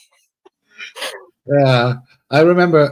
Let me just say hello to quick to 2, 3 people. Wanga ladies in the house, A Empires in the house, African Sports. Bozere, my darling, how are you doing? Sassy Global Concept. I think I saw her as well earlier. I'm so sorry I didn't greet you personally. I was in the United States for 3 times, and 3 different places, 3 different always work occasions. However, the 3rd time I was in North Carolina. That's like I would say like almost 3 years ago, and I had to do something there, and I met my Karen. I had my You, personal. She didn't throw anything at me, but I had my first. I mean, so I only knew Karens from YouTube, obviously. So guys, if you want to see a Karen, I write the name in the chat. Karen experience on YouTube. is it on your channel? No, just type Karen. So for guys, if you want to have a laugh, I just put that in the chat. If you ever want to have a Karen experience without having a Karen, trust me, it's dangerous if you're near them. Go there, and you can watch them freaking out entirely. Totally weird. However, having said that, yes, I had my Karen experience there for sure. Saturday morning, it was my first day, and I needed to buy some stuff to cook some food in the motel where I was staying, and I just got there, and I was like, and I heard it was 9:30 in the morning or 10 a.m. in the morning, and I was like, who is yelling? And it was, the grocery stores in the US are big, right? Even the Right. small ones, they're huge. I mean, you get lost in there quite Yeah. easily if you're not used to them. So, and it wasn't even a Walmart. It was I forgot what it was, some dodgy place in Durham. So I was somewhere there minding my business, buying some things, eggs and stuff, as you do. And all of a sudden, It felt like it was 500 kilometers away because, again, the stores are huge. And I was like, it was not a mall, it was just the store, Food Line, I think it was called. And most ridiculous place ever to buy food, I'm just saying. So got there, got my little things, and then I went to the cashier, right? Because obviously I'm a good boy, I pay my food or whatever. And then the screaming got louder and louder and louder, and I was like, what in the Lord's name? And then I asked the lady who was working there for putting something in the shelves, and I was like, ma'am, excuse me, is it dangerous to go to the cashier right now? And she looked at me like, no, it's just that's just a Karen. And I was She like, told you? she told me, yeah. And I was like, because the cashier was still like 60 meters away. Mm. I don't know how much it is in foot and feet and stuff like that, but I was like, okay, so there was all cashiers were occupied from someone working there. So I looked where the Karen was. She was exactly in the middle, of course. Where else, right? Because exact opposite was the exit.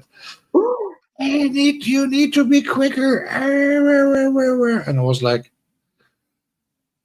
I go to the right-hand side to the gentleman at the very far end. And so I walked another 5 hours just to get to the cashiers, just to avoid this Karen situation. And I was reading, and I was like, geez, would that ever happen in Japan? Unless someone is drunk, obviously, but would that ever happen in Japan like that? Like that kind of the way that you know a Karen from these stereotypes? I don't think so. I personally have never seen it. I'm not gonna say it doesn't exist because everything I say about Japan, everything I say about living here is like based on my experience or what somebody's told me, or what I've lived or whatever. But I've never seen somebody act like that. I have seen. Welcome back, Sophie. I have seen where work culture, it's acceptable for a boss, like a supervisor, to kind of like scold junior employees. And I have seen that be an issue where it's like somebody is like, you can see like the boss goes over to them and then they're just like, and you're like, I wonder what that conversation was about. But it's not like a regular thing. Cause like here, so my Japanese, I can speak basically like a 2-year-old or a 3-year-old child. But Japanese is kind of nuanced. Like, probably like, I don't know, does Germany have different dialects? Like if you go to like a different area where it's like this person is speaking German, but even the words they're using, it's just in that area they just use. So Japan has like in Osaka and Okinawa, when I travel out there, and even when we went to Nagasaki, I was having a hard time understanding them because those places are not super close to us. Fukushima, I was surprised I could actually understand people pretty well, but like south of here, like it takes like a couple hours, I feel like, for my brain to reset and then pick up on the interchange words contextually. Yeah. So Japanese, like what I'm getting to is Japanese language has like keigo, which is like a polite Japanese. And so like you, to your boss, your supervisor, you're gonna take a bath? All right, see you when you get back. Your boss or your supervisor, or like if you met like, the CEO of a company or something, you wouldn't be like using casual speech. You would typically use like a more formal way of speaking. So like that's already a thing in the first place. So I think like considering that's like if you're the employee, you're going to talk differently to your boss. There's already like a rank structure or like a hierarchy scenario there anyways. But I have seen like a couple scenarios where it's like, I don't know what's going on with that supervisor, but like when they came around, the like employee is just like, Gotcha, guys. By the way, the chat is very busy for this time of the day, and I'm very happy about that. Just want to let you know, guys, if you have any question, feel free to pop it in the chat. This is supposed to be interactive. There will be no open microphone today because I know everyone still is ironing their face. It's morning time in Europe, so therefore, it takes a while until they're all. I just did that like yesterday. I keep ironing like constantly. Sophie, have a nice bath, and remember, the toilet video is still to come, darling. So I would love to see your reaction on that. To be honest, after your panic attack in the chat the other day, He and told me not to make it. yeah, Sophie, I know. Sophie She said not insists. to make it, She kind of but I'm ordered you. gonna make it. I went to the Sky Tree, the Tokyo Sky Tree, and there was a tourist. I'm not going to say where the person was from, but there's a tourist, and the person pulled me aside, and they were like, "This is very embarrassing, but like I don't know how to use a toilet here." Like, and the communication was like there's a language barrier as well, and I'm like, "I got you. Like, it's okay. This is how you do it." But like, I'm not even like thinking of it from the standpoint of judging, because like maybe a month or two ago, and I've lived here for almost 3 years, I accidentally locked myself in the bathroom in the train. And so I'm like in the bathroom, like trying to get the door open. And there's like a way that you open it. But instead of reading the sign and just following instructions, I'm like, why isn't the door opening? And so as I'm pulling on the door, trying to get it open, it's like making this like click, click, click, click, click, click. And I'm doing that for several minutes. And then I'm like, okay, hold on. I've been here too long. Like, let me just stop and look around. There's got to be instructions somewhere. And sure enough, it's like unlatch the top latch first, and then da da da. And so I open the door, and it's been making the click, click, click, click. And so everybody like looked up when I came out, and then just went back to like, oh, I'm looking at my phone. I'm sleeping, and I was just like, okay. I got off the train and walked and got on a different car because I was so embarrassed.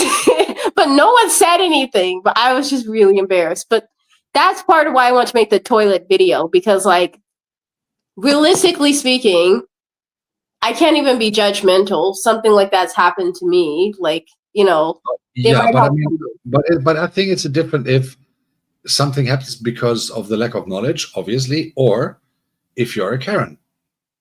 Yes, absolutely. So, I mean, if I and as I said, I've met a lot of Japanese people because I'm from Düsseldorf and stuff.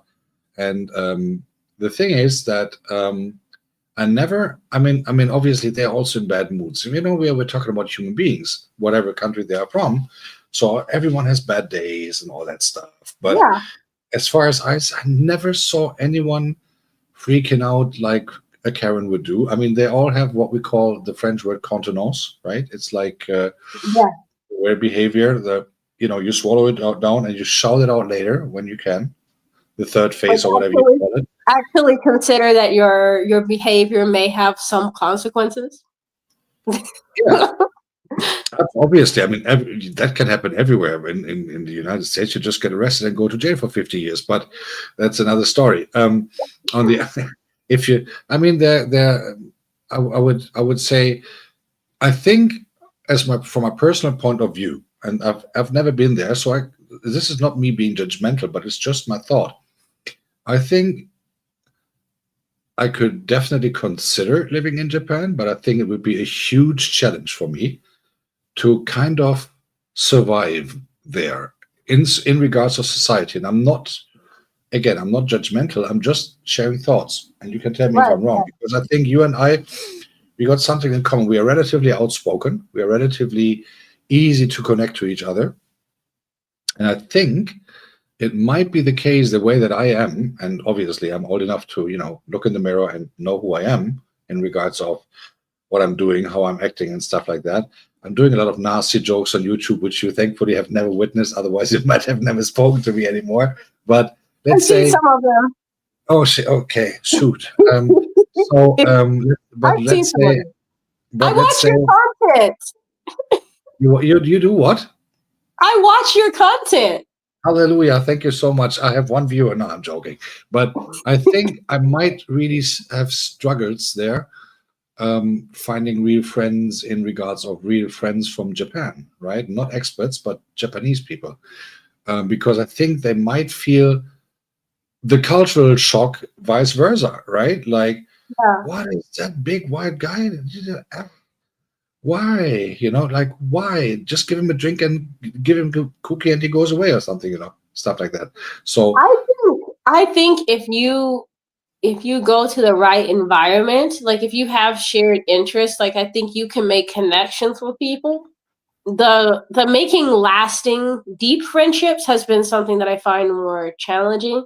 But like if you go to like, an area where everybody's just like, at the bar and singing, especially if they find out that you're into music. Actually, this is something else that I've noticed is like house music, electronic music, EDM, stuff like that is actually pretty popular here.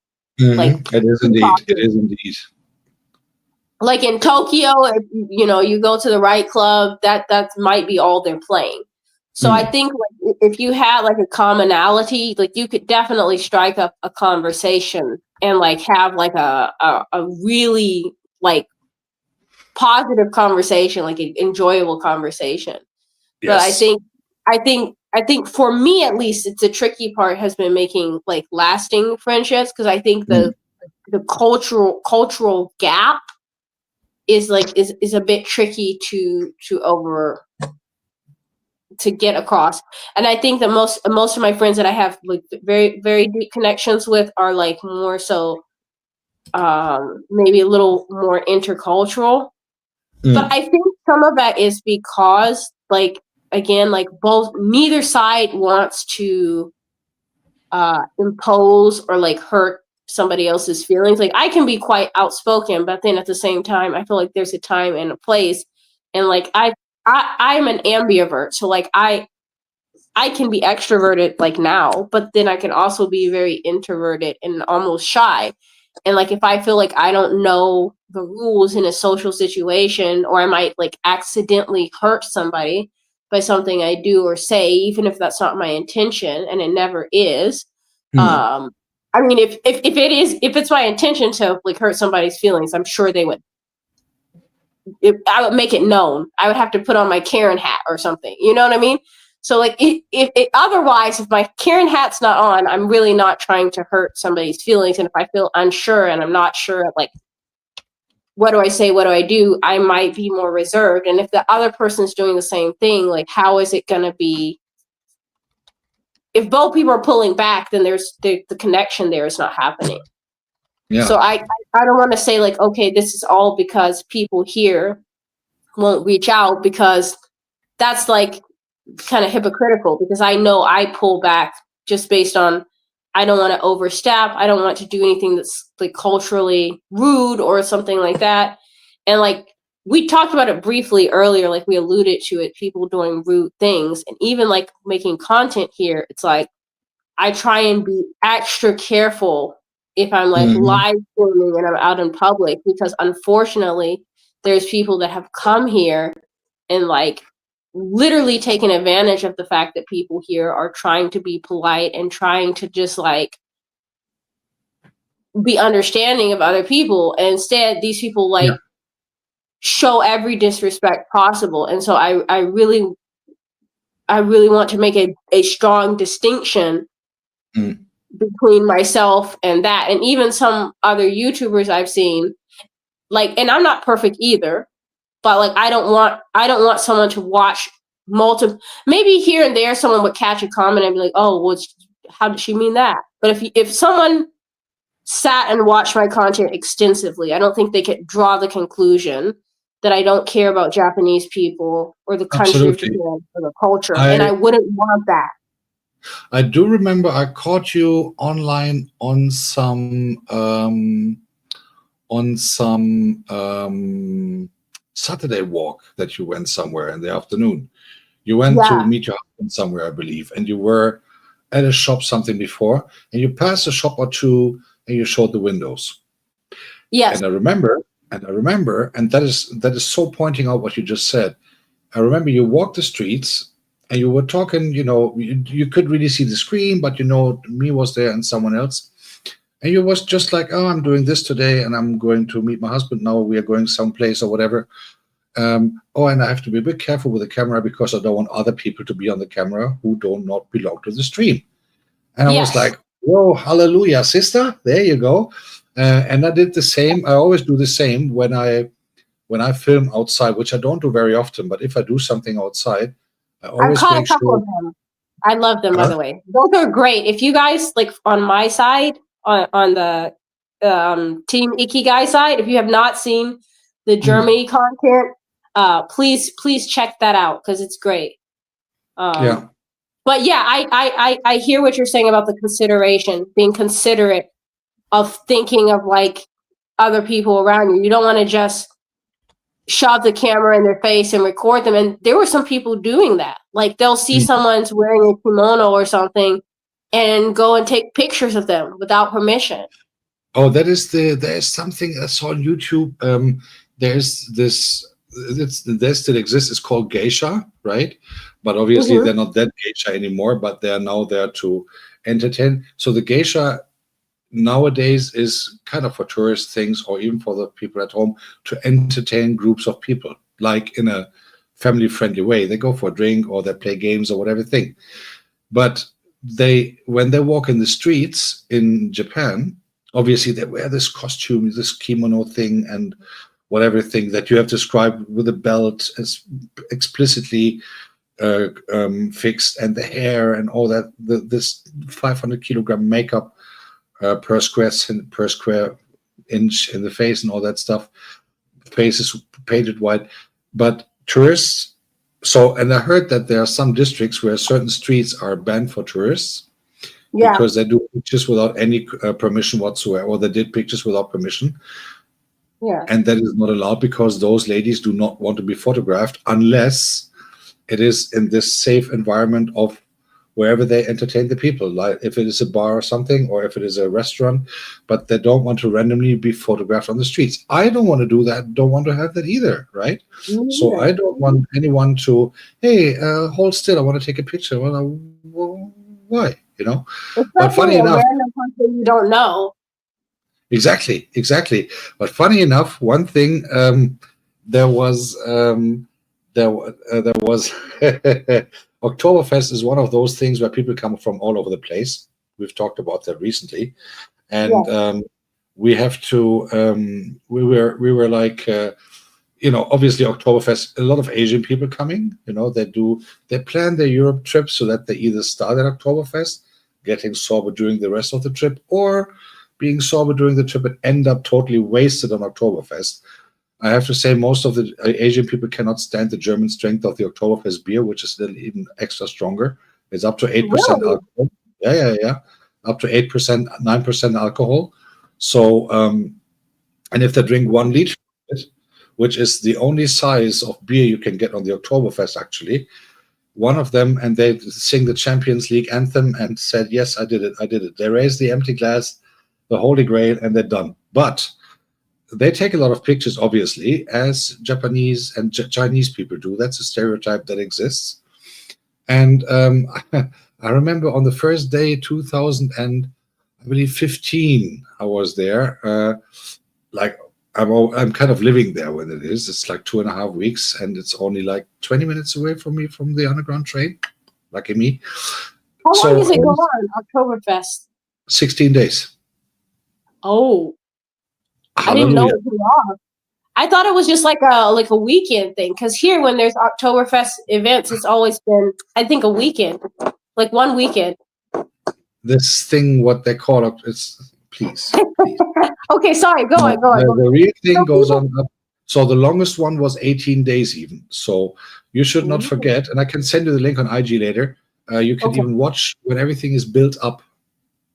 And that takes up to 1.5, 2 months until everything is built up, all the tents, the attractions, carousels and all that stuff. But interestingly, so I remember in 2015, I don't know why, maybe my belly was in shape because of the beer baron, all that stuff. I had my lederhosen on, and I was in a tent with 12,000 other people, right? Because that is how many people get in there in just Right. one.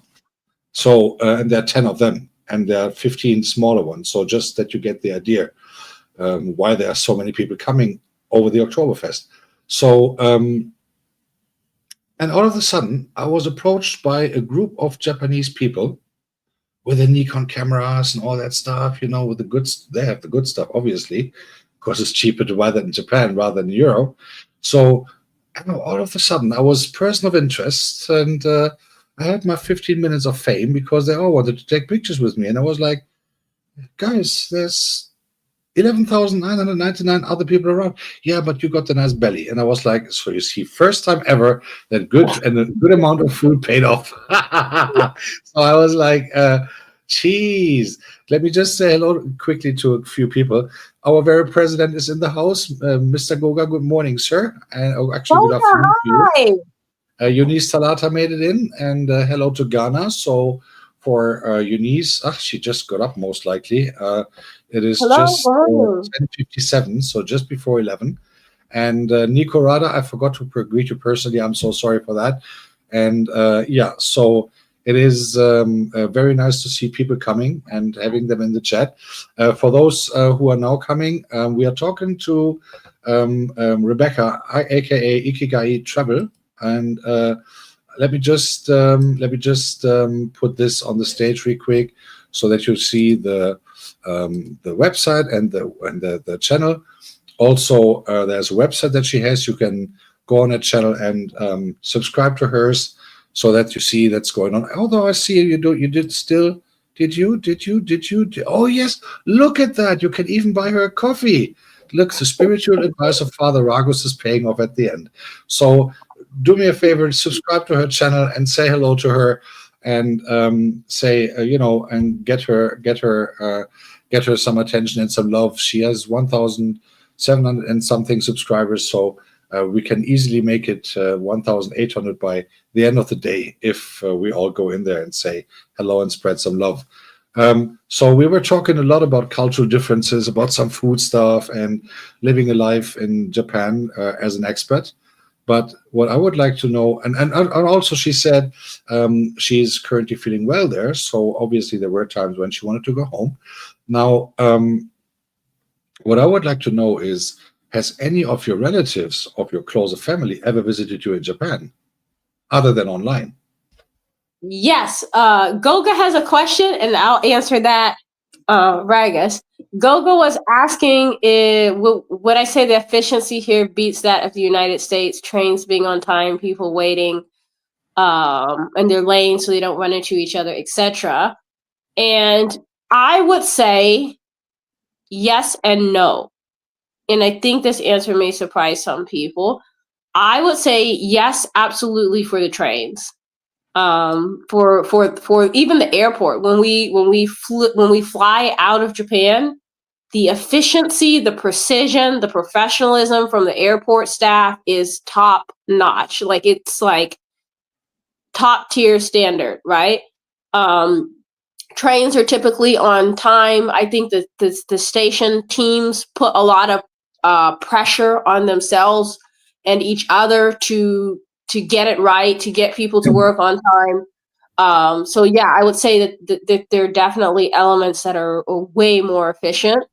An example of a place where I don't think it's as efficient, this is just my personal opinion, is like things like banking, right? Like, if I go to the bank in Japan, I probably don't see that many computers.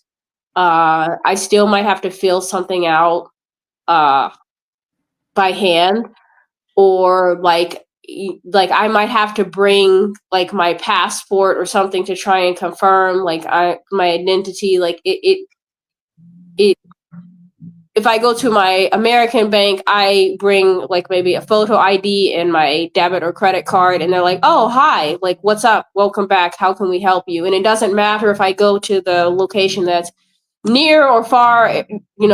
If I go to my bank, they know that I have an account with them, so it's not like, "Who are you? Like, let me go talk to somebody. Like let me get my supervisor. Like, what's going on? Like, And when it comes to banking here, and I've heard other people that live in Japan talk about this too. I know why that is in your case. It's all your own fault because you got tattoos. So they think you got all the gang, and you're from the United States, so you did gangster paradise already in Texas, having the tattoos. now doing the Yakuza thing in Japan, and now they're scared when you go to a bank, obviously. No, I'm just kidding around. Don't worry about that. The bank thing is as a source of frustration. It's an example of something that I find very frustrating. And there are several things here, and if you've lived here for a while, like where things will be it's on paper, first of all, so you have to fill out a paper form, and it's time consuming, and it's very strict. It's not like, for example, my legal name is very long. And in the US, I can just abbreviate part of my name in a structured manner, and cool, call it a day. We know who you are, we keep things pushing. But here, like, my phone company is like arguing with me, like, no, we can't leave part of your name out because it's your name. And then they try and put the whole thing in there, and then they're like, hold on, there's not enough space. And I'm like, I might have, I think you know what? Never mind. But I know exactly what you're talking about. Though, however, for those who are interested in the very efficiency on train traveling, actually in Japan, there's a channel called Cougar Travel. Let me just put that in the chat. Cougar Travel. He is a Japanese guy, and he travels everything with public transport available. If it is a train, or if it is a ferry, or if it is whatever thing, and he gives detailed information even on his bus seat. What does it have, if there's anything, and stuff like that. And everything there. So in Germany, there's a thing. Germans are always called out for the German efficiency and all that stuff. Yep. Forget about that stereotype. Just forget about it. What? Our on-time rate with trains in Germany last year, 2024. Guess how much in percentage it was? 85 to 90%. Dreams are my reality. No, 65. Yo, if you're on my side and you have some coffee money to send over to Ragus, the singing. No, send the coffee. No, I never get money. The thing is, I don't have boobs, and I'm white, and I'm a man, so forget about it. So, I only get money for mercy every now and then. It is how it is, I talked about that with Eunice Talata, actually, like 2 months ago on a panel. The topic was how female channel hosts should be treated versus the brutal reality. So, and I'm not female, but I invited Eunice Talata to talk about that back then. And it was a very interesting thing, because so when I did this thing with the boobs and stuff like that, a matter of fact, this is what a lot of female channel users are reduced to. And I'm just joking, because I don't do that, but that is what a lot of female channel hosts are reduced to, unfortunately, even though their content is brilliant and they have things to say and stuff like that. But so obviously it was a joke. What I want to say is, I don't want a coffee. I want my monetization done next week. So start praying, guys. But if you guys have time to watch a couple minutes on Raga's channel, he's got some really interesting stuff. Like if you're into music history, if you're into travel and you're interested in Germany, if you're interested in the perspective of someone who's been an expat before and lived in a different country and had to adjust that, or if you just want some laughs, the jokes keep flowing. So, and that's another thing, because I know some people watch content and then look for places to be offended. So a lot of the jokes and stuff, there's nothing but love and respect behind the humor. So I know some people are a little bit clutching their pearls if someone cracks an edgy joke. Is that okay? An edgier joke? Yeah. But I think there's nothing but love and respect on his channel. So if you go over there and you watch, you'll see what I'm talking about. This comment says it all, from Olga. What it goes to say. It's Iraq with you is a mess. Well, obviously, that coming from Goga is nothing. There is almost no higher compliment that I could possibly get. So I have to say that. So let me see. Do you feel safe as a woman traveling in Asia? It's a question that comes from Goga. Yes, actually, I didn't answer Raga's question. I said I was going to answer his question. Then I was going to answer Goga's question. And then I didn't answer Raga's question because we got sidetracked laughing about something else. I have had family visit. So my brother came to visit. That was really cool to be able to show like a family member around, like how we've been living, like where we live, and just like life here. So it's definitely interesting. And then the other thing is like, I almost felt like I got secondhand culture shock, because it's like watching someone else see something I'm used to for the first time reminded me again of how I felt when I first came here and I experienced it for the first time. And then to answer Goga's question, I do feel safe here traveling as a woman. I feel safe here traveling alone. I went to the oldest hotel in the world, which is in Yamanashi. They have the little certificate, the Guinness World Record certificate and everything. And it's like out in the past a mountain somewhere, in Japan. Like I drove like over 3 hours to get there. And I was staying at the hotel by myself. I didn't feel scared. I didn't feel threatened. The staff took great care of me. I didn't feel like, as a woman, sometimes like I've had experiences where like I feel like people are unnecessarily showing up. Like they're lurking, but like in a menacing way. I haven't experienced a lot of that here. I will say that I've had some weird encounters, like maybe in the bar scene, like people being overly forward. I'm married. I pretty much always wear my ring on the channel.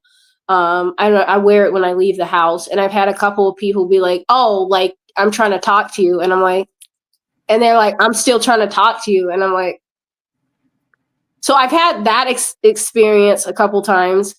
And then I've also had experiences where there's lurkers, but usually the lurkers or the more aggressive, pushy people are in places like Tokyo, and they're not Japanese.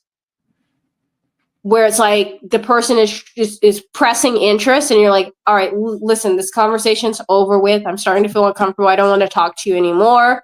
I have something else I want to do with my day. Please leave me alone. And the person is like not taking no for an answer.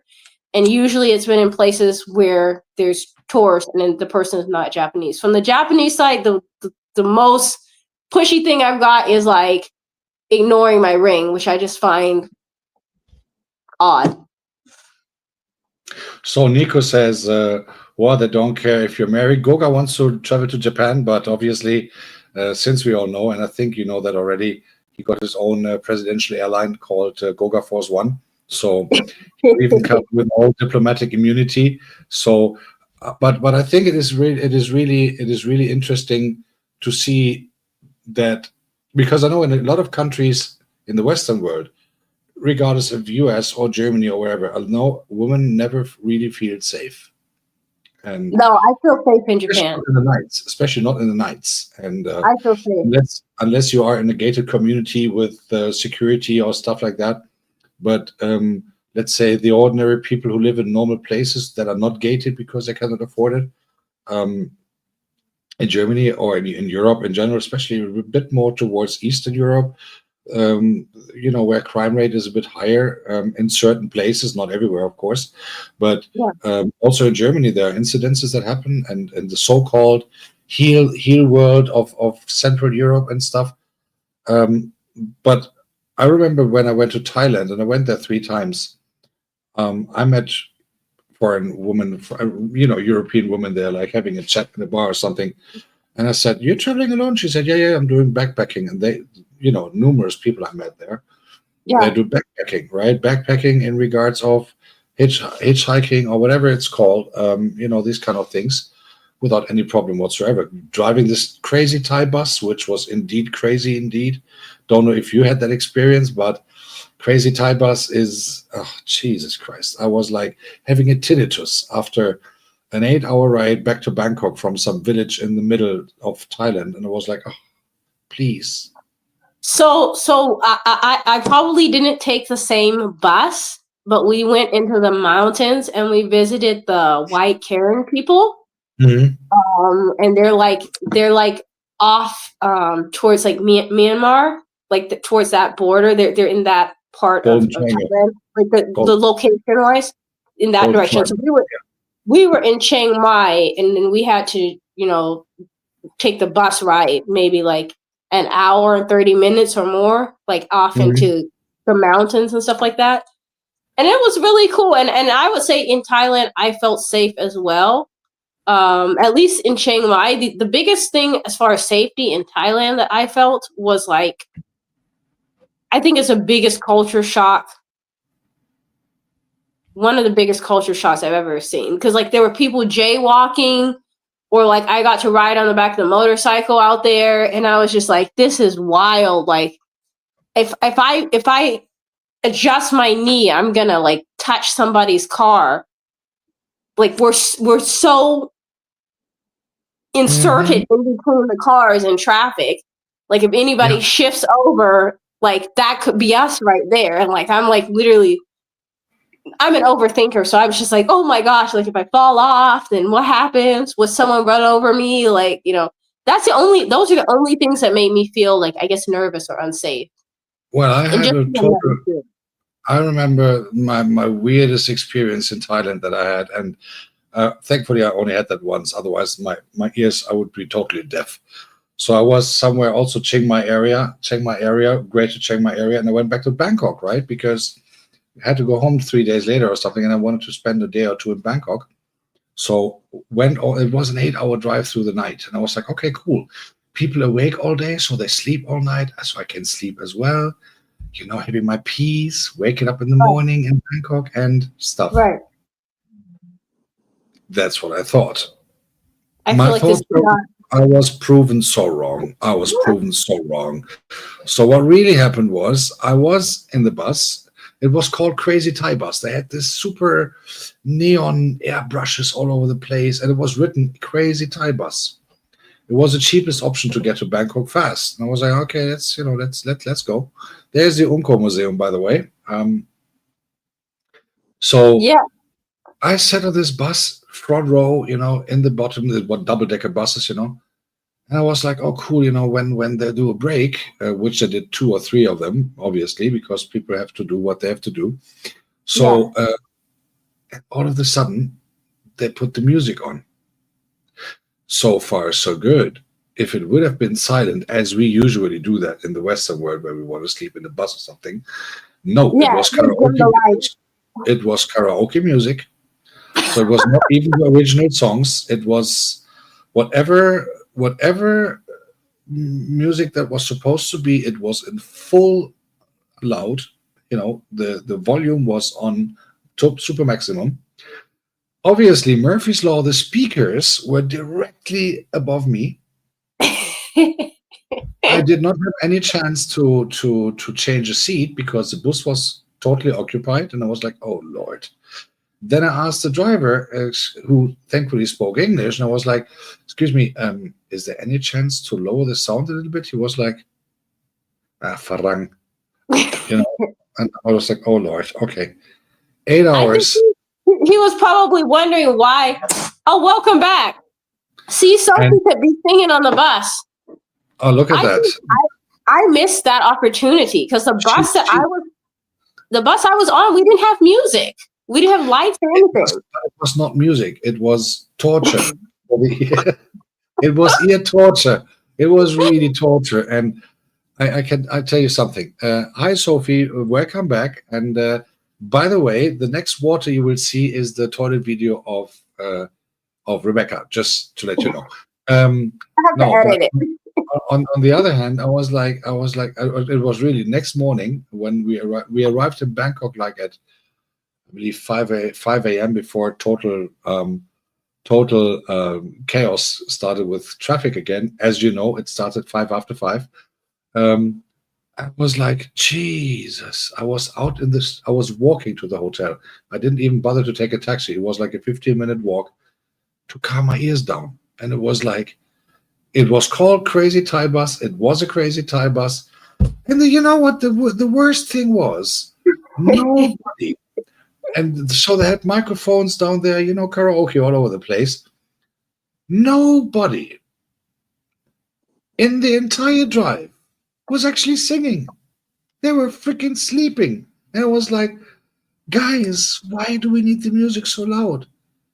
And the bus driver looked at me, yeah, because people like that. And I was like, Jesus, Lord have mercy over my ears. That was one of the weirdest experiences I ever had in my life. I missed that bus. I'm disappointed. Trust me, you're not. You'll be thankful that I did the experience. And I was like, get my tinnitus away again. So, but you know what else? You know what else though? We almost missed. So we got tattooed whilst there.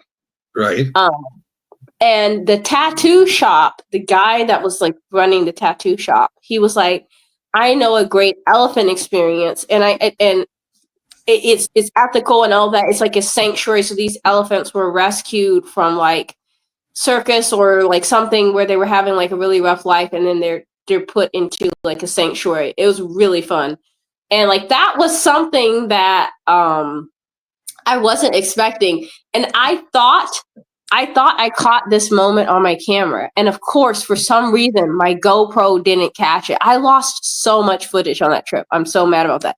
But anyways, there was an elephant, and the guide told us after the fact, oh yeah, she doesn't like females. And I'm like, now I know. But so we were all walking past as a group. So the group that I was with was all men, all male people. I was the only female in the group. And the elephant saw my basket and like reached over the enclosure and grabbed, we had like these little baskets of pumpkin to feed him. And she grabbed it and she was like trying to like snatch me away. And I was like so enraptured by the elephant. She's so beautiful. And my husband was like, you're about to get carried off. Yep, that was most likely the first Vogue elephant that you ever met in your life, and most likely the only one. So it was, but these are the things. I mean, at the end of the day, maybe one of the last little stories I remember in 1984 when I was still living in Nigeria. It was Easter Sunday. We were in a place called Yankari Game Reserve, and that is a national park with big wildlife park where you can just see all the animals walking free. It's a huge area, it's a huge thing. Awesome. No cages whatsoever.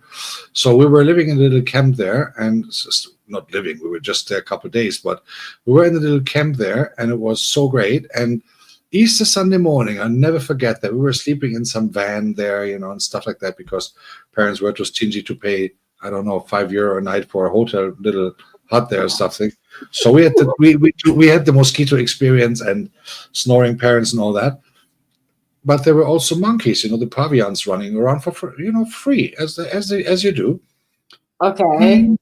Easter Sunday morning, my sister was there visiting from Germany. It was in March '84, I believe, just a couple of months before we went home. And I remember as it was yesterday, she got some Easter egg chocolate things, for Easter, as you do, because you search the eggs. That was the plan. All of a sudden in the morning, I heard my mom screaming, and I thought she was mad at me because I always sneak the food from, after hours, let's say it that way. And then I was like, wow, when I was waking up from that, and I was like, I didn't eat anything last night. So why is she mad at me? Because that's what I always thought first place. No. So I opened my eyes and looked directly, face to face, into a big pavian's eye, eating chocolate chocolate eggs, even with the paper. Look at me. And I was like, And all of a sudden, my mom came with whatever bet and slapped it on the naked ass, as you know. And all of a sudden, the pavian, it didn't even bother to run away. It looked at my mom like, "Ah, you ready now?" Took another egg and left. And I was like, all right, there you go. That is That's also how you learn. crazy. I guess after a while of doing that, because I'm sure this is not the first No. experience. And I'm sure they were this never must be harmed. And they were never harmed, so they're free. You know, like in Gibraltar, they're the monkeys there as well who steal everything from yeah. the tourists. So yeah, obviously they do that, and that's what they do. And at the end of the day, it was fun. But I was like, why always me? I know this is. Hi, bro, how's you doing? That's what I thought. You know, you take the thing and. Stuff like that. So vibes. If you want to, there's cheaper ways to get to cheese rather than smelling your socks. But thanks for the offer. Sorry, I just couldn't resist. She's complaining. She's About the complaining. toilet She video. doesn't want me to make the toilet video. Yeah. The good thing is, after that video, you can give it a name and disguise. Don't call it the video like a Japanese toilet experience. Call it Flush Gordon, Flush. People, she will most likely not see that in the first place. I could disguise the video. You guys would never know it's the toilet education video. I'll give it a very squeaky clean, clinical, and education in personal affairs, or something like that. Like it's something very formal toilet video, like the art of sitting quietly.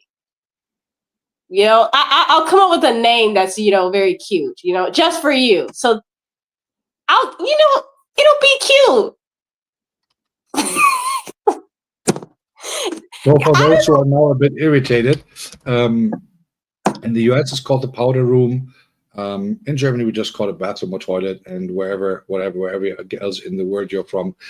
So there's certain technical toppings, so to speak, on what I call the throne things. So there's, may your pot never dry, an abundance thing, whatever thing, never dry in abundance or stuff like that. So if the toilet experience is a total different experience than in Europe or in the US, or most likely anywhere in the Western world. So Ikigai Travelers will not go to the toilet for us, but she will show us the technical opportunities that you have on the throne. Yeah, Sophie, it's not going to be, you're not actually going to see it. Speaking of losing footage, because I said I lost some of the footage from Thailand. When I went to the poop museum, I asked the girl there to hold my camera and record because you're supposed to pretend to poop in order to get your souvenir. And she tried to record it, and I think she must have deleted the shot by mistake. Because my camera, if you hold the record button, it deletes the video. But I would have posted it. In fact, you guys, so you know what I'm talking about, go back and watch the poop museum video after this. Even Sophie, it was cute. It's cute. I think it's funny. I mean, it was a once in a lifetime type thing. I don't know what happened to Ragus. Let me see whether or not he left me a message. Okay. He said he'll be right back. But yeah, you got to go back and watch the video. In fact, the poop museum even had where you can... No, hold on. I'm telling you, this was super cute. So what you could do is they had this fuzzy poop, and you could pat it, and it had a name. Okay, they had named the poop. You could pat it, and then it wags its tail. Go watch the poop video that's already on my channel. I was just talking about the poop that wags its tail.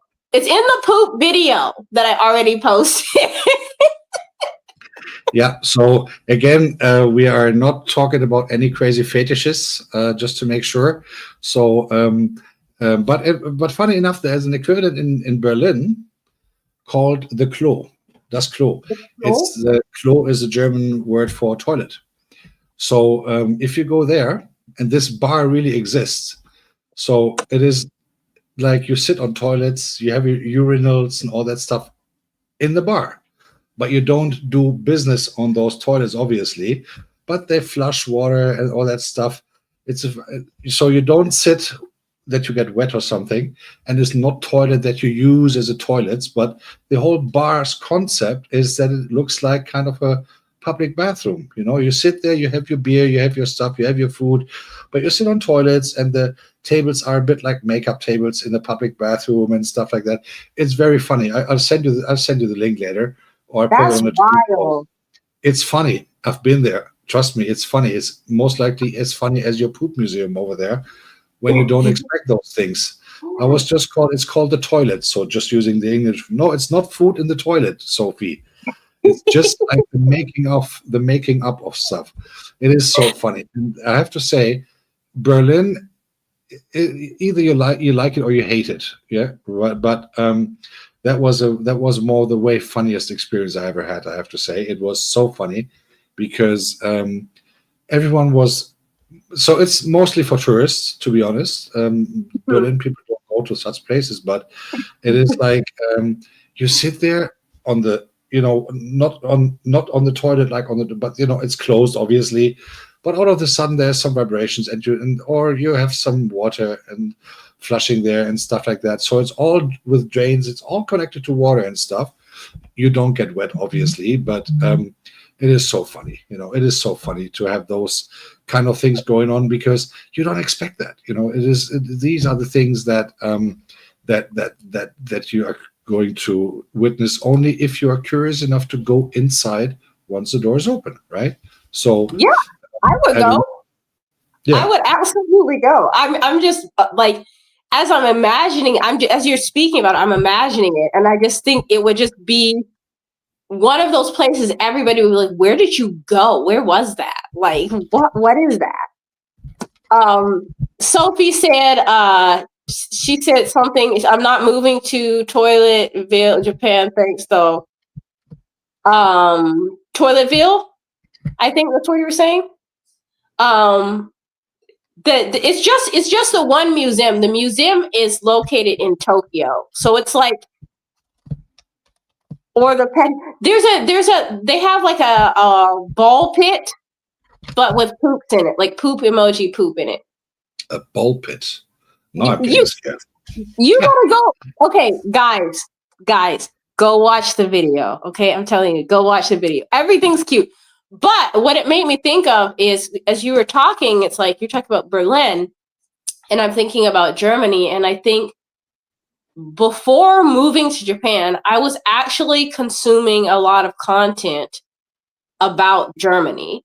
Mm-hmm. But it was because YouTube, you just like how we came across each other, sometimes you just stumble upon people's channels. Yeah. And so I stumbled upon this guy's channel. He's an American who's a professional ballet dancer who lives in Stuttgart, and he was training with the Stuttgart Ballet, and then he ended up getting a contract. And I guess once he became a professional dancer, maybe he was too busy because he hasn't really posted in a while. But his content was really cute. I really liked it. Had like a fun, almost like retro feel to the way that he edited his content. His name is Tristan Simpson, if anyone wants to look him up, because it just had he had like house plants, and he had like this little quirky way of dressing, and it was just a fun, and he was showing some of the areas in Germany around Stuttgart, and I thought, oh, this is really cool. And then also, but then again, Stuttgart is one of the most ugliest towns where you could possibly live in Germany, to be honest. But really, yeah, it's not that nice, especially when you compare places like Hamburg. Hamburg is for me even more beautiful than Munich, because Hamburg got the Hamburg is surrounded by water, very near to the ocean, very near to the sea, in the north of Germany, and I live in the mountains, actually in the south, near to Austria. So it's not bad. Munich is a very beautiful town, so don't get me wrong. I'm living here 22 years, but at the end of the day, It is. It is really. It is. But Stuttgart is like, yeah, when the surroundings are nicer than the town itself. It's kind of a city. Well, comparing to Yeah. the United States, it's a village most likely you would call it. But um, then again, it is nice. It is okay. But if you go to the town center, it is not very. You don't really feel like it's a nice place to be invited to be honest, because it's just like, well, What? everything. No, it is just my personal feelings about certain places in the Okay. world that I've been. I'm not dissing anyone, whatever. But Right. the Stuttgart would not necessarily, let's say, but be my first choice of living. Though the cultural aspect in Stuttgart, they have a lot of theaters there. Actually, they do have. They have a wonderful opera ensemble, actually, and that is most likely where the ballet dancer is part of. So I think it is not too bad for him, obviously. But He shows if you, himself going to the market, like and just like his apartment and stuff like that. And I was like, oh, this is cute. Maybe he didn't show enough for me to, because also when you're making content, there's some pressure to mm, romanticize. Like if you're like, yeah, this is the least attractive town in my country, and I don't know why I'm showing you, but I have to post something. People are gonna be yeah, like, so you kind of have to, hype yeah, it but up then a little again, bit. everything these days is content. So if you want to gain your watch hours, do a short a day of whatever you do. Right? You steal a Yeah, cup of coffee, you have a short of 30 seconds. Done. And you have viewers, and viewers come to your channel. That is how it works. But these days everything is content, and that is why even a little boy of 5 years holding a smartphone in his hand the first time, um, showing himself putting a chewing gum out of an ATM or something, is a content creator all these days. So that is what we do. So um, I think we are in 2.5 hours, and I think we yep, should leave maybe some material for next time, because yeah, otherwise otherwise we can also do next time. We can sit here in awkward silence for 2.5 hours or something for next time, and doing that. Um, yeah. We'll do one of the sleeping streams. Like it'll just be. okay, this is last topic for me today. Okay. I discussed that on Goga's channel 5 weeks ago when I was having the very honor being his panel guest on his Sunday service. By the way, guys, today Sunday service. Don't forget to tune in, and it's you will most likely be you're sleeping, Rebecca, but it's like early evening European time.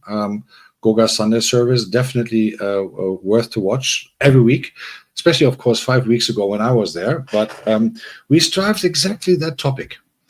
When people sit there on their channels, and I mean, obviously, I did loops as well because of my watch hours and everything, but they sit there, and I mean, they just sit there, and they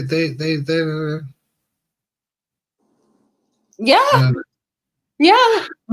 but you know what? This is the worst. They get super chats. They get super chats and they get tons of views. Like there'll be like 1,000 people in the comment section, and I don't Yeah, know, yeah, because when I do content, I try and like check on the chat and see how like my people are doing. Like I care to check on everybody and see how everybody's doing. true. But Yeah, I mean, I'm not saying these people who are sleeping don't care, but it's like for whatever reason, the community structure is just, and people are okay with that. yeah, And but at the end, I'm just mad because I don't think I can but, pull but, it but, off. but sometimes people just sit there. And I mean, so obviously, we are all human beings. We fall asleep. Those things happen. But Yeah. there are people in certain areas of this world, they do that on purpose. I mean, they sit there, they never do anything else, but just sitting there on their live streams. They don't have any other content whatsoever. And I was like, wait a second. Wait a second. Wait a second. Yeah, Goga, it is including sleeping, but not only sleeping. That is not content. And with the new regularities upcoming on Tuesday from YouTube, most likely those channels will get demonetized because they sit there and there's one lady. Sorry, this is rude, but this is part of this story. There's one Right? lady It's who like, wake up! No, there's one lady who I personally call Pancake Face because she looks like a pancake, and she got this little red dot here. Most likely not because of a sniper, but because there's a red dot, right? And so, my sense of humor. So, um, so she would like she sat there. Her face, her chin did not even touch the chest. Her head was even too lazy to go down to the chest. Just went like, and it was not a green screen. It was a real life thing. She started snoring, and I know I do snore, but I don't snore on camera. She started like a deep contrabass singer, and I was like, Oh, uh, huh? I know, Toby. And then, and then, and then came the super chats, and I was like, wait a second, what? And I'm not talking about $1. I'm talking from $25 upwards, not counting the smaller ones. She got like 6, 7, 8, 9 super chats within 15 minutes. And I was like,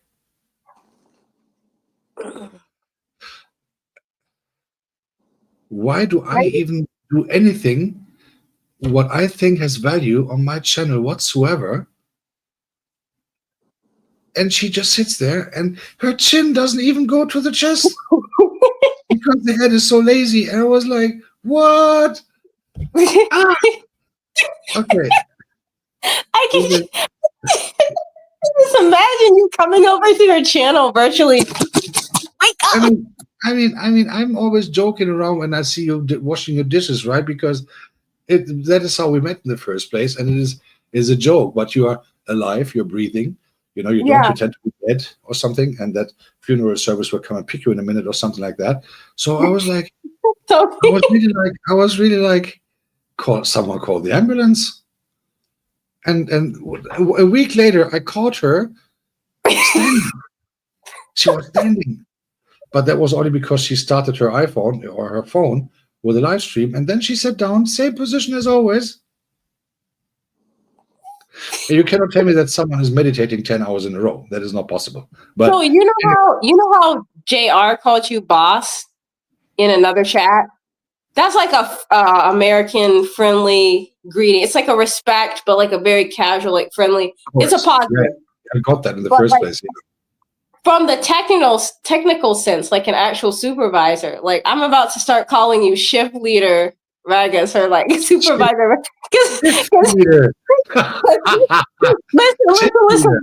Listen, you're about to like, I can just imagine you with your YouTube clipboard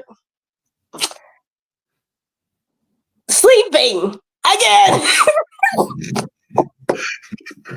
Yeah, but the thing is, when you go through those channels, you know, when you wipe your screen when you swipe your screen on your phone and everything, that is how I ended up in your channel that day. And Yeah. when I considering, I mean, you were active. You know, obviously, it was morning for you. You did your things and everything. You know, we had a chat and stuff. And as you said, you'd like to be interactive with the people who are watching you. Yeah, And because I obviously love my community, you know, as I feel like you should. And I feel like the same for you. Like you're always talking to everybody because it's like, you know, I would feel like I'm missing something if I'm sleeping on them.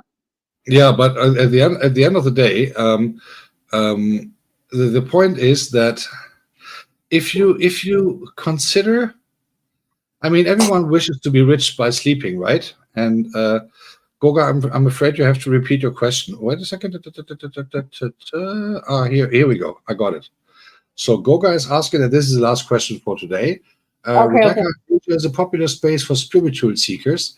Have you had any of those experiences? Temples, shrine, monks, etc. Goga is, and before you answer, just a warning. Goga is looking for a space to sleep for free when he comes over to Japan. so that he can pretend it's only for a spiritual trap. No, I'm just kidding. I'm just kidding. Okay, places to sleep and hotels and stuff should be a whole separate. Let's save that for next live stream. Yes. But as from the standpoint of spirituality, I've mentioned a couple of times on my channel, I am a Christian.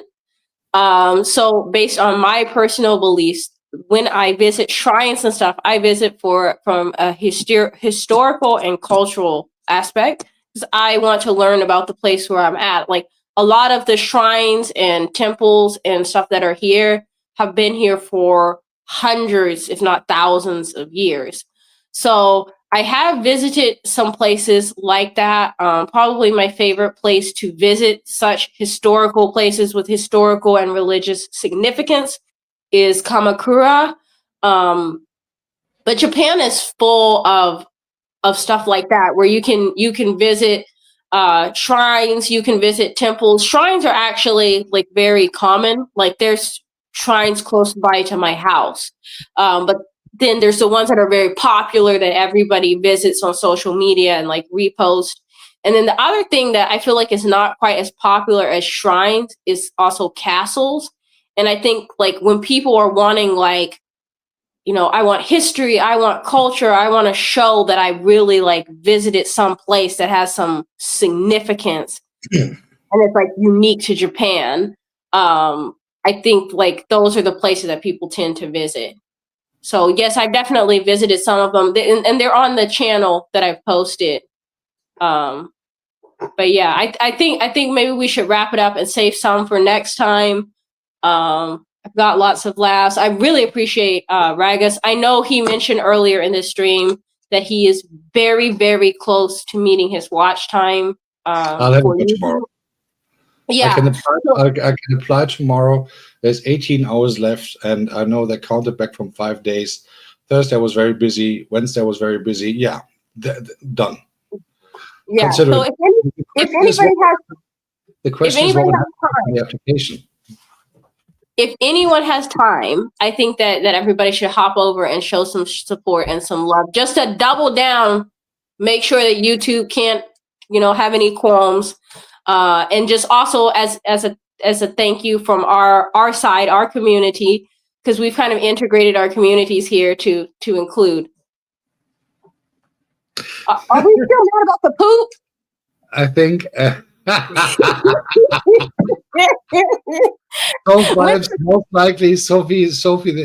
We never talked unless this week when we coincidentally met in Rebecca's channel. But I have to say, this is most likely the best closer ever that I have read in the chat somewhere on a panel discussion.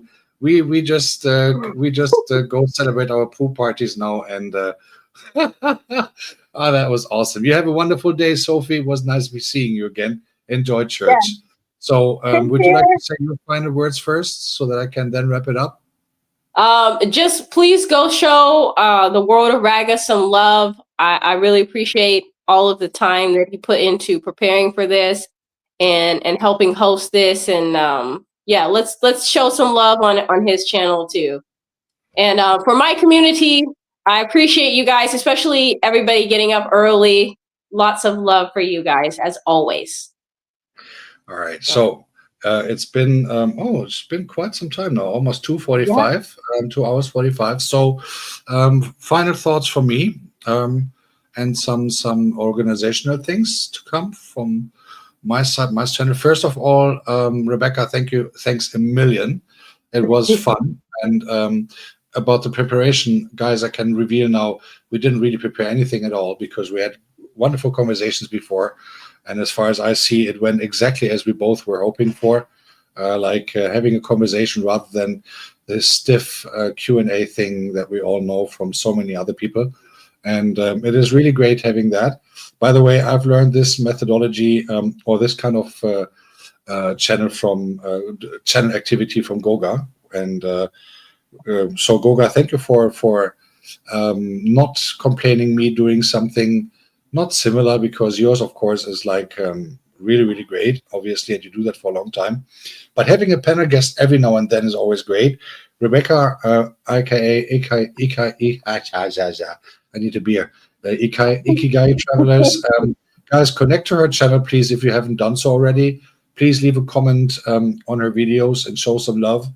And also, I'm really, really grateful for the time that you did. A couple of organizational things before I end the stream. Well, let me have a look who we're going to raid to, actually. I've almost forgotten that one.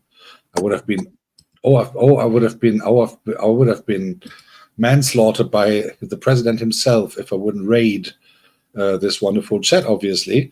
So, couple of organizational things. Don't forget this afternoon, Sunday service with Goga. And we have Simone TV there on screen today, and that would be indeed a good fun to do and a good thing to do. Also, please don't forget to be good and with a challenge for this month.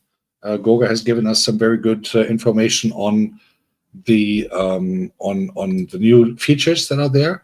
Also, don't panic too much about the new things that are coming starting on July the 15th. The only person that has to panic is myself, because the question is, do I get monetized, yes or no? And on the other hand, I have a new track coming out on Tuesday with it's called Beating Anxiety. So it's Tuesday, 7 p.m. Also watch Rebecca's videos. They're awesome. I mean, if you want to learn more about living in Japan, not as from a tourist perspective, go to her channel and watch it. Again, subscribe, show some love.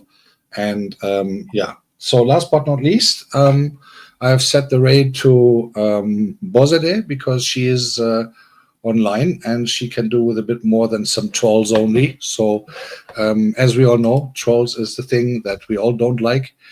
That is an advantage of a man as